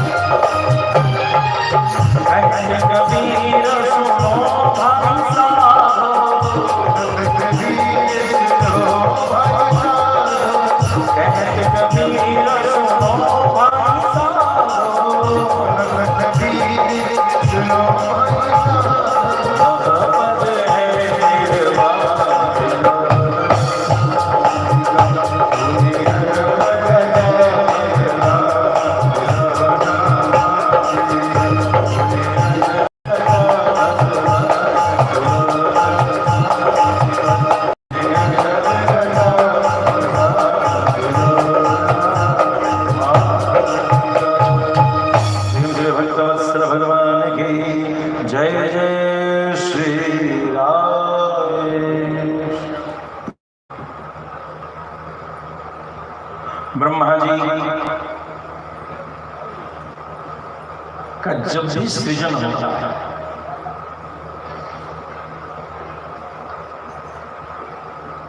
तो इसी प्रकार से आप सृष्टि के महाकल्प और कल्प में थोड़ा भेद है। महाकल्प में प्रकृति से महत्त्वादि जो भी हमने चर्चा प्रारंभ से और कल्पांतर के प्रारंभ में प्राकृत सृष्टियां वही रहती हैं। प्राकृत सृष्टियां मतलब यह जो मन बुद्धि चित्त अहंकार 10 इंद्रिय 10 विषय आदि की जो चर्चा हम सभी सुन रहे थे, लेकिन चराचर प्राणियों की जो देव मनुष्य पक्षी पशु योनियों का जो निर्माण है, जिसको वैकृत सृष्टि कहते हैं, यह नवीन रूप से निर्मित होती है, प्रारंभ होती है। इसी को कल्पांतर कल्प भेद की बात करते हैं कि कल्प भेद में पुनः इन सब का निर्माण होता है। शौनक जी ने कहा, सूत जी यह प्रसंग बड़ा सुंदर है, लेकिन एक और चर्चा याद आती है कि आखिर किस कारण से महात्मा विदुर ने अपने परिजनों का त्याग किया था और मैत्रेय मुनि के साथ महात्मा विदुर का संवाद, जिसमें मैत्रेय मुनि ने श्रीमद् भागवत का उपदेश दिया है, वह संयोग कैसे है, यह भी आप हमें बताएं। सूत जी इस प्रश्न से बड़े आनंदित होते हैं। सत्य है तुम बड़े जिज्ञासु हो, और ऐसे प्रश्नों से ही कथा में कथा आती जाती है और कई आनंददायक भक्त और भगवान की कथाओं को कहने सुनने का अवसर प्राप्त होता है। हे ऋषिगण, राजा परीक्षित ने भी यह प्रश्न महामना सुखदेव जी से किया। तब महामना सुखदेव जी ने कहना प्रारंभ किया कि वनवास से जब पांडव आदि लौट गए, उन्होंने अपना हिस्से की याचना की, तब विदुर जी को सलाह के लिए बुलाया गया और विदुर जी ने भरी सभा में जो उपदेश दिया है धृतराष्ट्र को, पूरी कौरव सभा का, वही राजनीति का उपदेश विदुर नीति कहलाता है। किस प्रकार से समाज को चलाया जाए, परिवार को चलाया जाए, इन सभी उपदेशों को विदुर नीति के अंतर्गत उपदिष्ट किया गया है। लेकिन ऐसे उपदेश जिससे कि पांडवों को धन मिल जाए, इस उपदेश को देने के कारण उनको दुर्योधन के द्वारा अपमान सहना पड़ा और उन्होंने उसी समय अपना धनुष आदि वहां रख करके द्वार त्याग कर दिया कि अब मैं इसमें नहीं रहूंगा। तत्पश्चात हस्तिनापुर से चले गए, अनेक तीर्थों की यात्रा करने लगे और यात्रा करते करते यमुना जी के किनारे आप पहुंचे हैं। वहां उनका संयोग वश उनका दरस श्री कृष्ण गोविंद हरे मुरारी, हे नाथ नारायण वासुदेव, गोविंद हरे मुरारी, हे नाथ नारायण वासुदेव। अच्छा, आज जो सवेरे आप लोग नाश्ता किए हैं वो शरीर में घूमने लगा, लेकिन अभी तक जीभ पर नहीं पहुंचा। यानी कम से कम दोनों हाथ तो उठ रहे हैं, ये देखने को मिल रहा है। यानी शरीर में फुर्ती आ गई है, मगर जड़ता जाड़ विषम उड़ लागा है। ठंडा में किटकिटी जब होता है तो लोग नहीं बोल पाता है। धूप इतनी तेज है मगर आप लोगों को किटकिटी छोड़िए नहीं रहा था, क्या करें। अब जेठ की दोपहर नहीं होता है, दांत खटखटाता है जब तक कुछ आदमी बोल नहीं पाता। समस्या है, आपकी समस्या से हम अवगत हैं। आप लोगों को बहुत ठंड लग रही है अब, लेकिन आश्चर्य की बात है कि जेठ की दोपहरी में ठंड लग रही है। अब दूसरा तो कोई इलाज है नहीं। बाबा तुलसी ने लिख दिया, जड़ता जाड़, जड़ता जीव जो है उसमें जड़ता आ जाए, भगवान का नाम नहीं बोले तो ये जो जड़ जीव है उसको जाड़ लग जाए, ठंडा लगाए तब ना। तो यह जड़ता जाड़ एक समान है। जाड़ में भी ठंडे में भी आदमी कुछ नहीं कर पाता है। और कई बार लोग जाड़ में क्या करते हैं, वो रजाई गद्दा ओढ़े हुए भीतरे से बोलते हैं, बाहर से माय कर बोले ना ठीक से, और भीतरे से को आवाज आ रही है। अरे क्या हुआ, ठंडा लग रहा है, वो सुनती नहीं हो तो अरे वो तो हटा के बोलती है, तो माइक हो जाता है जब कुछ मांग रही है, चाय पानी मांगता। तो ये तो प्रमाणित हो गया कि आप लोगों के शरीर में शक्ति आ गया है, लेकिन अभी जिह्वा में थोड़ी सी कसर बाकी है। प्रेम से भक्तवत्सल भगवान की जय जय श्री।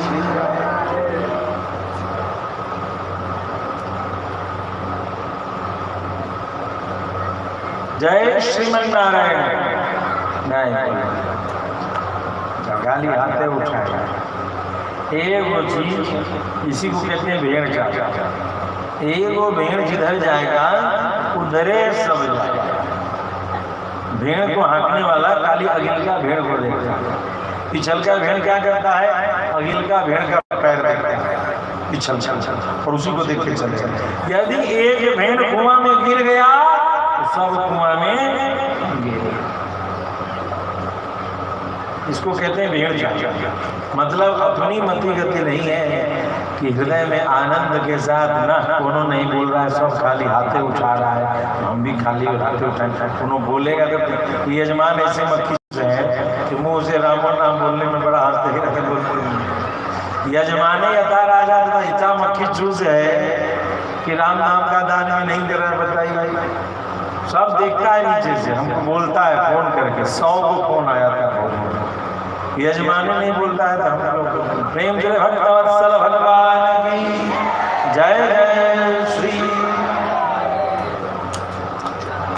आपकी जय की आवाज मंच तक नहीं आएगी तो लाइव के श्रोता लोग सोचेंगे कि घर में बैठ करके महाराज अकेले कथा कोनो है ये नहीं।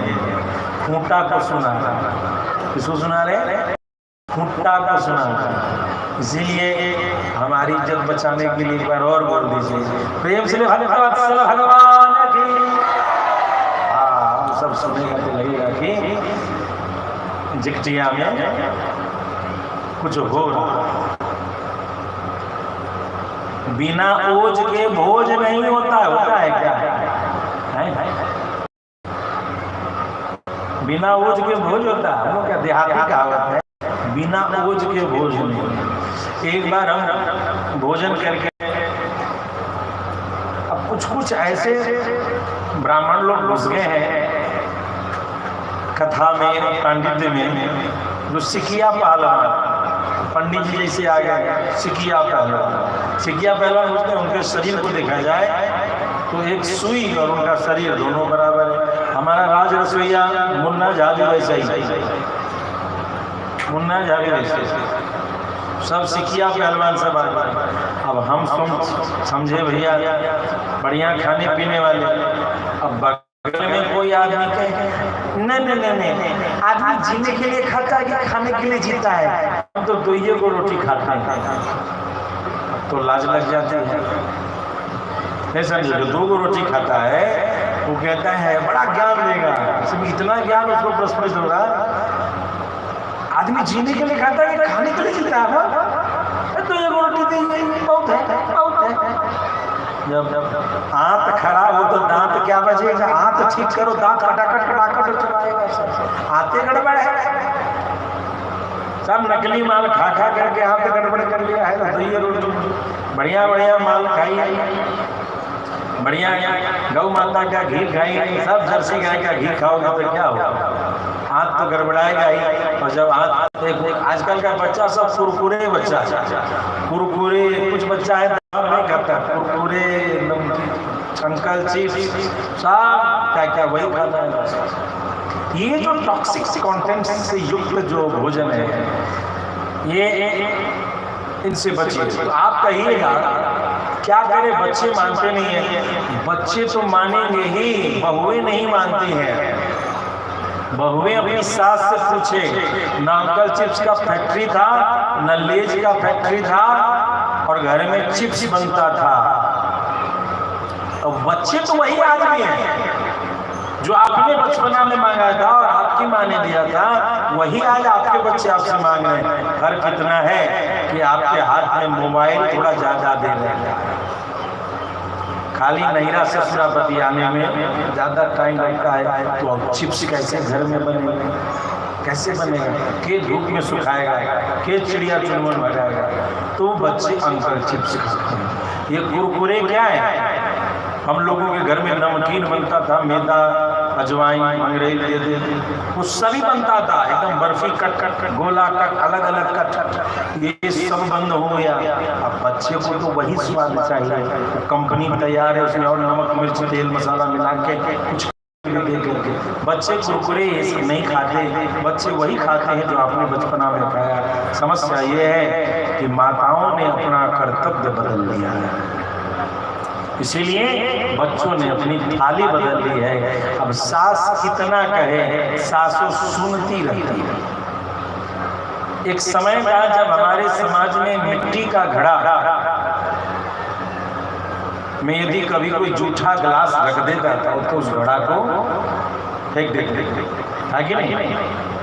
मिट्टी के घड़े में गलती से जूठा गिलास चला जाए, ये गुड़ पूर्णिया सबसे पूछिए, तो मिट्टी का बर्तन जूठा हो जाता था, उसको फेंक दिया जाता था।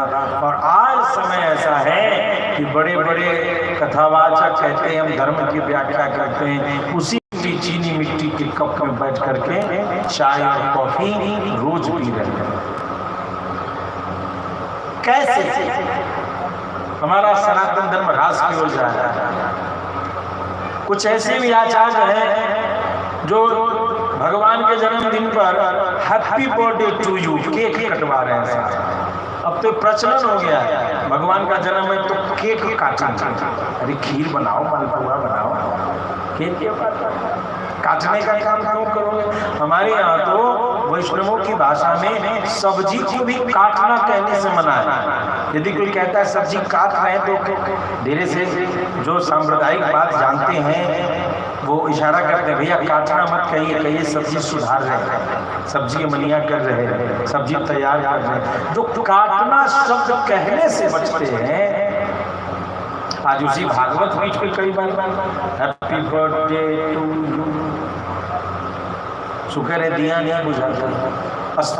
प्रेम से भक्तवत्सल भगवान की हमें अपनी सांस्कृतिक धार्मिक मर्यादा का ध्यान रखते हुए परिवार में प्रेम स्नेह के लिए देवियों को थोड़ा सा आलू चिप्स घर में तैयार करें, बच्चों को भोजन दें जो बच्चा चाहता है। अपने बच्चे का तो जान बख्शो, उसकी जीभ को तो मत मारो अपने फैशन के चक्कर में हैं। आज की माताएं फैशन के चक्कर में अपने बच्चों का जीव मारती है और अपने जीव की संतुष्टि के लिए बच्चा अपने पापा के पॉकेट पे चोट मारता है। एक आलू 5 रुपए का, आलू 7 रुपए किलो, चिप्स वाला आलू 5 रुपए का एक आलू रहता है। हवा से खुला भर खोड़िएगा देखिएगा एक आलू का चिप्स 5 रुपए, लेकिन वो रेट सही है। किसान का 7 रुपए किलो का आलू महंगा है। ये हमारी सोच, हम हर सांस्कृतिक वस्तु के लिए धन कम देना चाहते हैं। एक दिन के आयोजन में जहां नौटंकी होती है, एक दिन एक रात के आयोजन में 1 लाख 2 लाख 5 लाख 10 लाख खर्च कर लेते हैं। लेकिन भागवत के लिए जब चंदा मांगा जाए 11 रुपया चाहिए। मदिरा के लिए हम 1000 रुपए लीटर देने को तैयार है, लेकिन दूध यदि 40 से 50 कर दिया गया, 55 कर दिया गया, आजकल का दूध वाला सब टकाई है, वो लूट लिया। पता ना लूट के क्या बनना चाहता है। मदिरा बेचने वाले को कोई नहीं कहता है, घर में बुलाता हो, बहन सही हो घर में आवा जल्दी से ले आता, घर में बुला के सुनहरे माला आदि नहीं पहनाता है। अरे बड़ी भैया बड़ी कृपा, आज की रात कैसे गुजर गई, इसी की चिंता का तुमने दूर किया। डोर सर्विस चल रहा है, ऐसा सुनने को मिलता है। 1000 रुपए दिएगा, 2-2 हजार का एक छोटा सा 1 लीटर, लेकिन वो महंगा नहीं है, वो ठीक है। महंगे हर सांस्कृतिक चीज महंगी हो रही है। लाखों का पंडाल एक रात का ले जाएं, लेकिन जो हमारे सनातन धर्म की मूल चीज है, जिस पंडित को वेद के ऋचाओं के मंत्र का पाठ करके युगल दंपति के गठबंधन करने का मूल कर्तव्य होता है, जिसलिए वो खेल सजा होता है, उस पंडित जी को देने में अच्छे अच्छों का कलेजा कहाँ जाता है। अच्छे अच्छों का कलेजा काटता है। तो बंधुओं ध्यान दें, हमारी सोच किधर जा रही है। आपके खर्च बता रहे हैं कि आप अधर्म का सम्मान ज्यादा कर रहे हैं, धर्म का सम्मान कम कर रहे हैं। उससे अपने हमारे हिंदू समाज को बचाना है। प्रेम श्री भक्तवत्सल भगवान की। विदुर जी उद्धव जी के पास गए, यमुना नदी के किनारे में उनसे चर्चा किया। भगवान की बाल लीलाओं का सुमिरन संकीर्तन चलता है। उद्धव जी ने उसी प्रसंग में निर्देश दिया कि हम सबको भगवान छोड़ के चले गए हैं और हम सबों के लिए श्रीमद् भागवत का उपदेश उन्होंने किया। तेनियमांगमयी मूर्ति प्रत्यक्षावर्तते हरे स्वकीयम यद भवेत् तेजस्तच्च भागवते ददात्। अपने संपूर्ण तेज को श्रीमद् भागवत में वांगमयी मूर्ति में भगवान ने स्थापित करके उद्धव जी को दिया। तो विदुर जी बड़े प्रसन्न हुए। उद्धव जी वो भागवत मुझे सुनाइए, मैं भी सुनूं भगवान की। उद्धव जी ने कहा सुनिए, उस कथा को देते समय भगवान ने कह दिया था कि मैत्रेय जी जब विदुर जी तुम्हारे पास आए तो वह कथा तुमने सुना, इसलिए मैं नहीं सुनाऊंगा। आप जाइए मैत्रेय मुनि के पास और वहां जाकर के उनसे कथा सुने। अब वहां से यमुना जी से किनारे किनारे चलते हुए आप कहाँ पहुंचते हैं? गंगा किनारे चलते चलते मैत्रेय मुनि के आश्रम में पहुंचे। तो वहां पहुंच करके आप उनसे श्रीमद् भागवत की कथा के रहस्य को सुनाने का प्रस्ताव देते। भगवान की अद्भुत लीलाओं का गायन करते समय मैत्रेय मुनि ने कहा, हे विदुर जी, आप तो वेद व्यास जी के औरस पुत्र हैं और आप तो साक्षात यम हैं।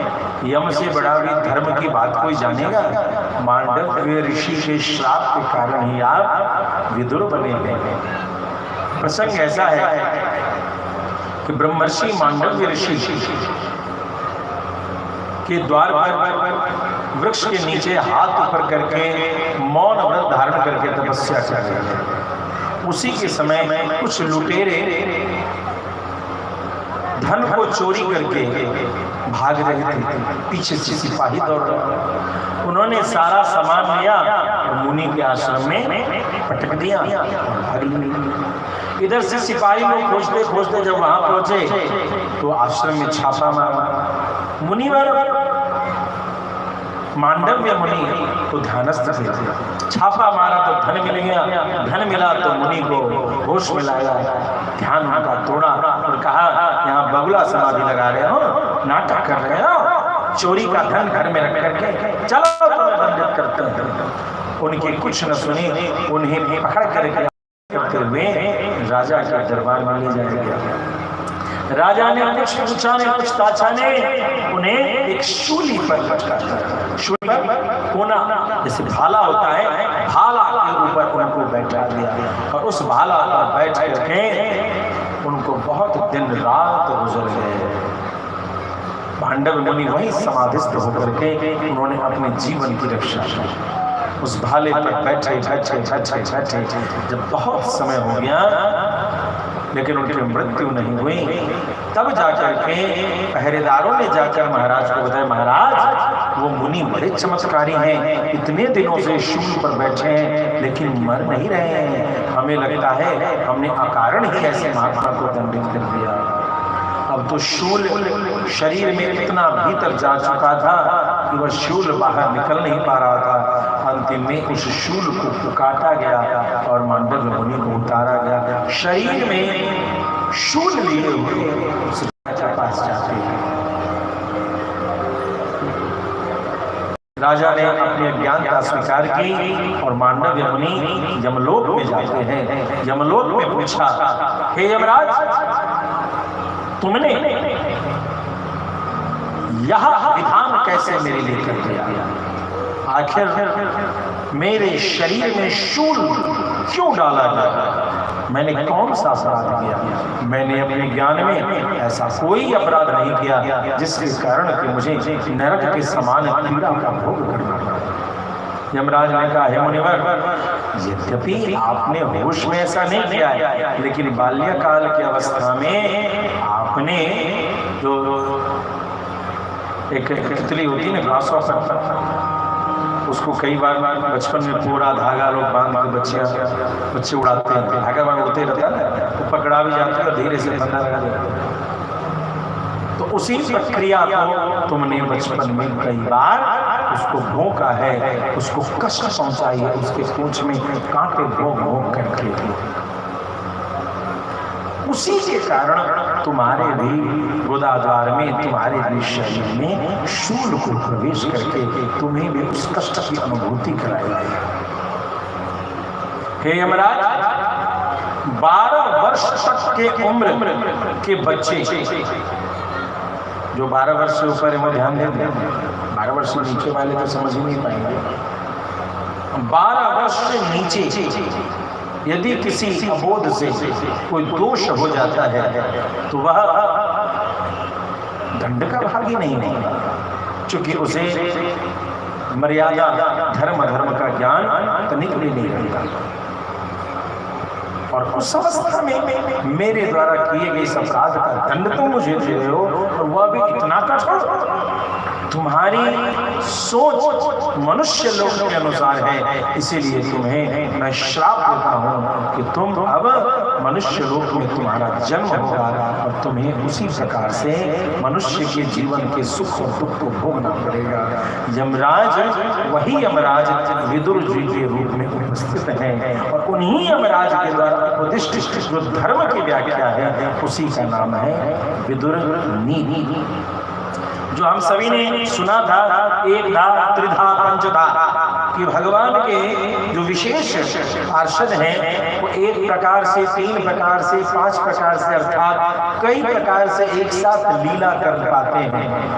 तो आप ध्यान दीजिए, एक तरफ यमराज स्वयं विदुर के रूप में उपस्थित हैं और दूसरी तरफ उन्हीं के अंश से उत्पन्न धर्मराज युधिष्ठिर भी वहां पर उपस्थित होकर के अपनी लीलाओं का संपादन कर रहे हैं। प्रेम से भक्तवत्सल भगवान के मैत्रेय मुनि ने भी भगवान के सृष्टि की अद्भुत कथा सुनाई, और इसी में संपूर्ण प्राकृत वैकृत सृष्टि इन सब का निर्माण सुनाया, जो आपने पूर्व में सुन रखा है। यहाँ कहते हैं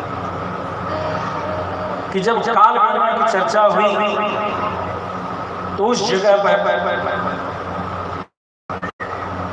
ये जो समय खंड है काल, उसकी व्याख्या श्रीमद् भागवत में टाइम फैक्टर की चर्चा आती है। वहां पर मैत्रेय जी ने उपदेश करना शुरू किया कि पृथ्वी आदि कार्यवर्ग का जो सूक्ष्मतम अंश है, ध्यान देंगे हमारे 9वीं 10वीं के बच्चे, Dalton's atomic theory, everything is composed of atoms which are the indivisible building blocks of matter and cannot be destroyed. हर एक एलिमेंट, हर एक अवयव की सबसे छोटी इकाई का नाम परमाणु, जिसको और भी क्षरण या तोड़ा नहीं जा सकता है। ऐसे ही चर्चा जॉन डाल्टन ने की, और उन जॉन डाल्टन को हम फादर्स ऑफ एटॉमिक थ्योरी कहते हैं ना, फादर ऑफ एटॉमिक थ्योरी। प्रेम से भक्तवत्सल भगवान की श्रीमद् भागवत एक ऐसा अद्भुत ग्रंथ है जिसमें chemistry, biology, physics, geography, history, economics, सारे विषयों के सार तत्व यहाँ उपस्थित हैं। आवश्यकता है तो अनुसंधान करने की। ध्यान देंगे, तो डाल्टन ने कहा था कि atom is the indivisible building blocks of matter and can not be destroyed, उसका नाश नहीं हो सकता है। इसी चीज की व्याख्या श्रीमद् भागवत कहती है। चरमा सद विशेषा अनेको असंयुतः सदा परमाणु सबे गेयो नृणामैक्य भ्रमो नृणामैक्य भ्रमो यतः। ये जो अन्य परमाणुओं से असंयुक्त, अनेकों असंयुतः सदा, जो किसी से मिला हुआ नहीं है, सेपरेट है, अलग है, उसी को परमाणु कहते हैं। इन अनेक परमाणुओं के परस्पर मिलने से मनुष्यों को भ्रमवश वो एक अवयव, एक पदार्थ का दर्शन होता है। ये अवयव क्या है? ये कोई भी पदार्थ जो हम सभी देख रहे हैं, ये सभी उसी परमाणु से निर्मित है। ऑक्सीजन क्या है? ऑक्सीजन के परमाणुओं का योग है। तो दो परमाणु मिलकर के एक अणु बनते हैं। ऑक्सीजन के दो एटम मिलकर के मॉलिक्यूल बनते हैं, O2, है ना? तीन अणु मिलकर के एक त्रिसरी अणु बनता है, ओजोन लेयर O3। तीन ऑक्सीजन के एटम मिलकर के ओजोन का निर्माण करते हैं। प्रेम से भक्तवत्सल भगवान की कहते हैं, तीन त्रिसर रेणु को पार करने में, तीन ऐसे ओजोन को पार करने में सूर्य को जितना समय लगता है उसको एक त्रुटि कहते हैं। त्रुटिर्युगायते त्वाम पश्यता। त्रुटि क्या है? उस समय कालखंड क्या है? तीन त्रिसरेणु को, मतलब 6 एटम्स को क्रॉस करने में, पार करने में, 3 3 9, 9 एटम को पार करने में जितना समय सूर्य को लगे, उस समय को त्रुटि कहते हैं। त्रुटि का एक और प्रमाण आया है कि कमल के दल को, ये तो साइंटिफिक प्रमाण है और एक अंदाजा वाला प्रमाण भी है। ये साइंटिफिक प्रमाण है, इट कैन बी कैलकुलेटेड, इसको बार बार एक्सपेरिमेंट करके हम प्रमाणित कर सकते हैं। लेकिन सामान्य सी भाषा में भी एक त्रुटि का बड़ा महत्वपूर्ण शब्द है। गोपी गीत में इस त्रुटि शब्द का वर्णन आया है, इसलिए त्रुटि शब्द को जाने। त्रुटि का मतलब क्या होता है कि एक कमल दल में बहुत तीक्ष्ण, बहुत पतली, बहुत सूक्ष्म सुई से जब बिंधा जाए और इस पार से उस पार और सुई उसको छेद देवे, तो जितना समय लगता है उस कालखंड का नाम। प्रेम से भक्तवत्सल भगवान की ध्यान देंगे, टाइम को मैटर से रिलेट किया जा रहा है। टाइम को मैटर से रिलेट किया जा रहा है, मास को टाइम फैक्टर से रिलेट किया जा रहा है।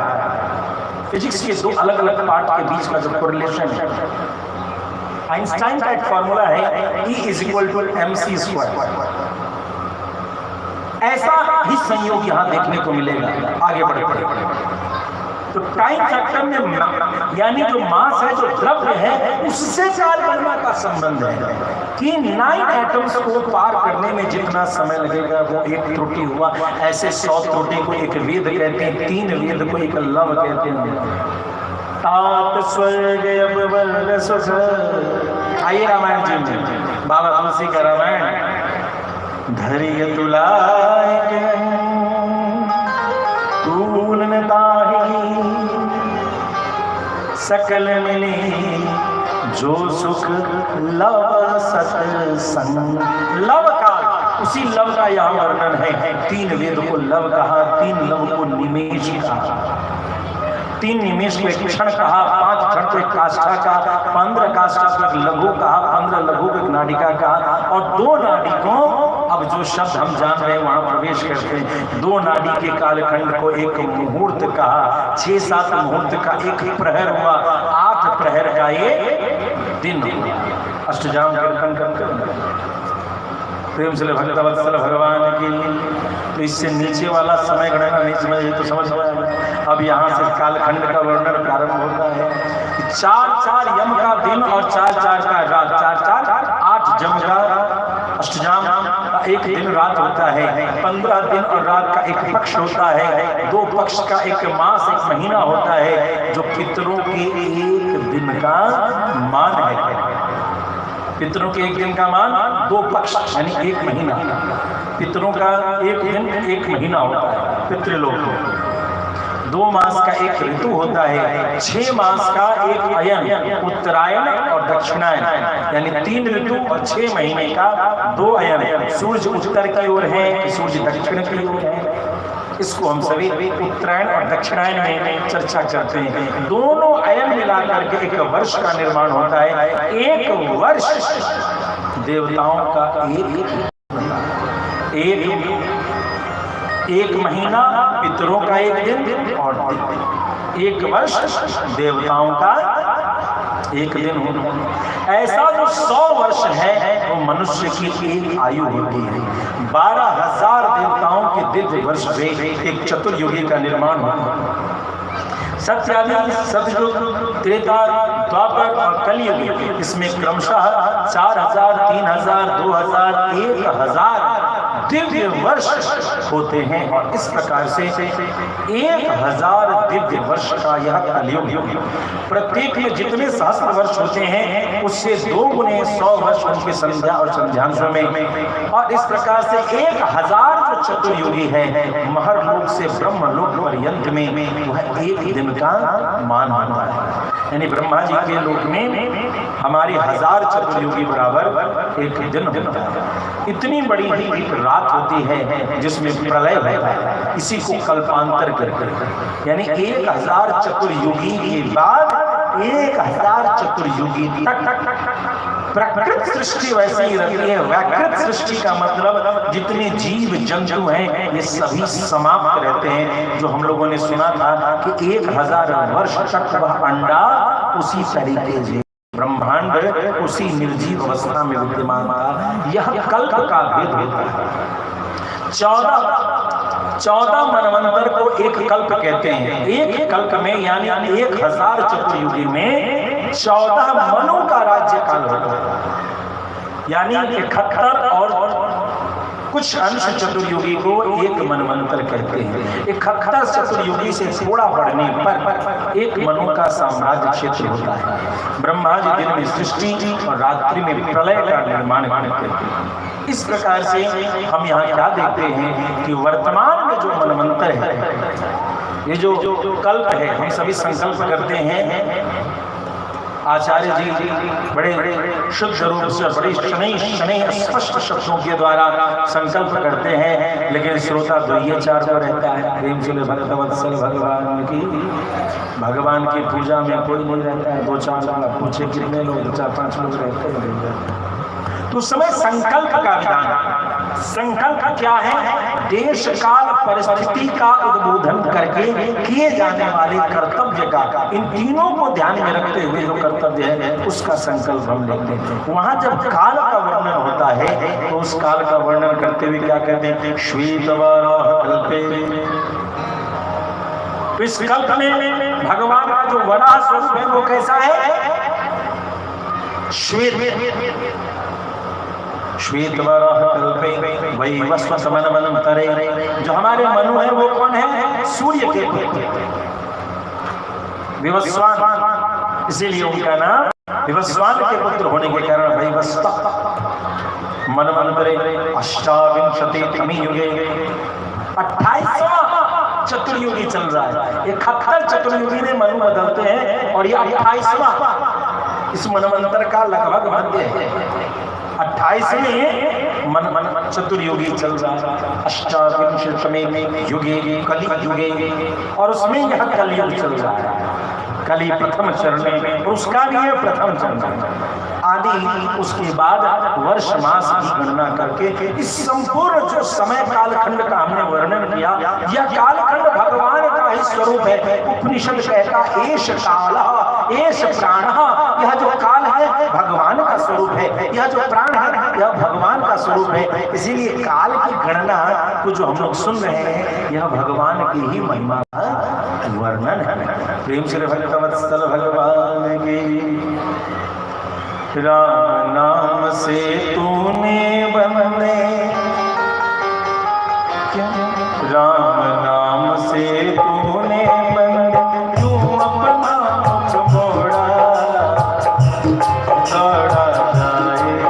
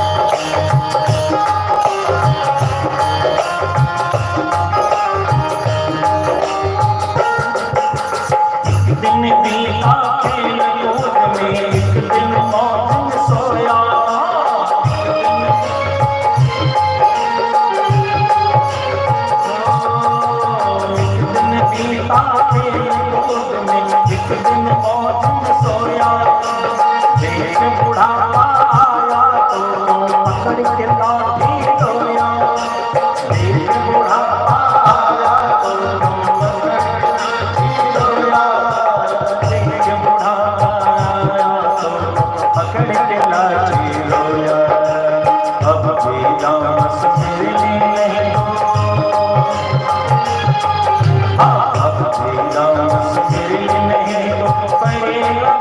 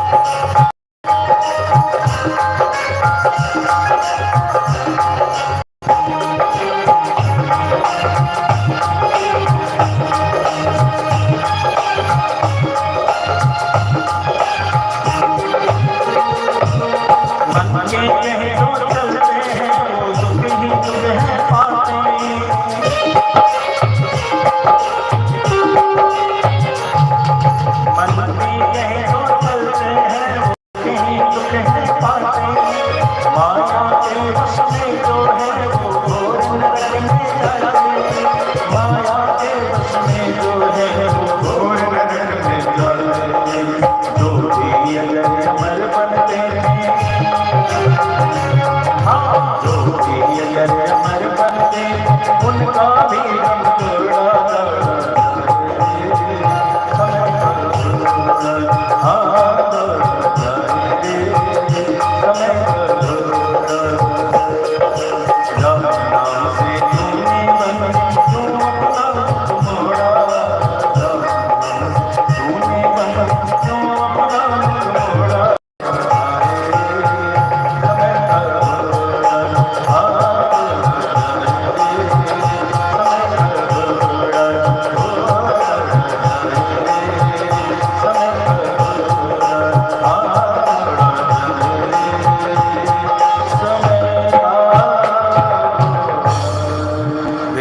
भगवत्सल भगवान की जय जय श्री राधे। पुनः हम सभी सायंकाल प्रसंग में सती मोह प्रसंग को सुनने के लिए उपस्थित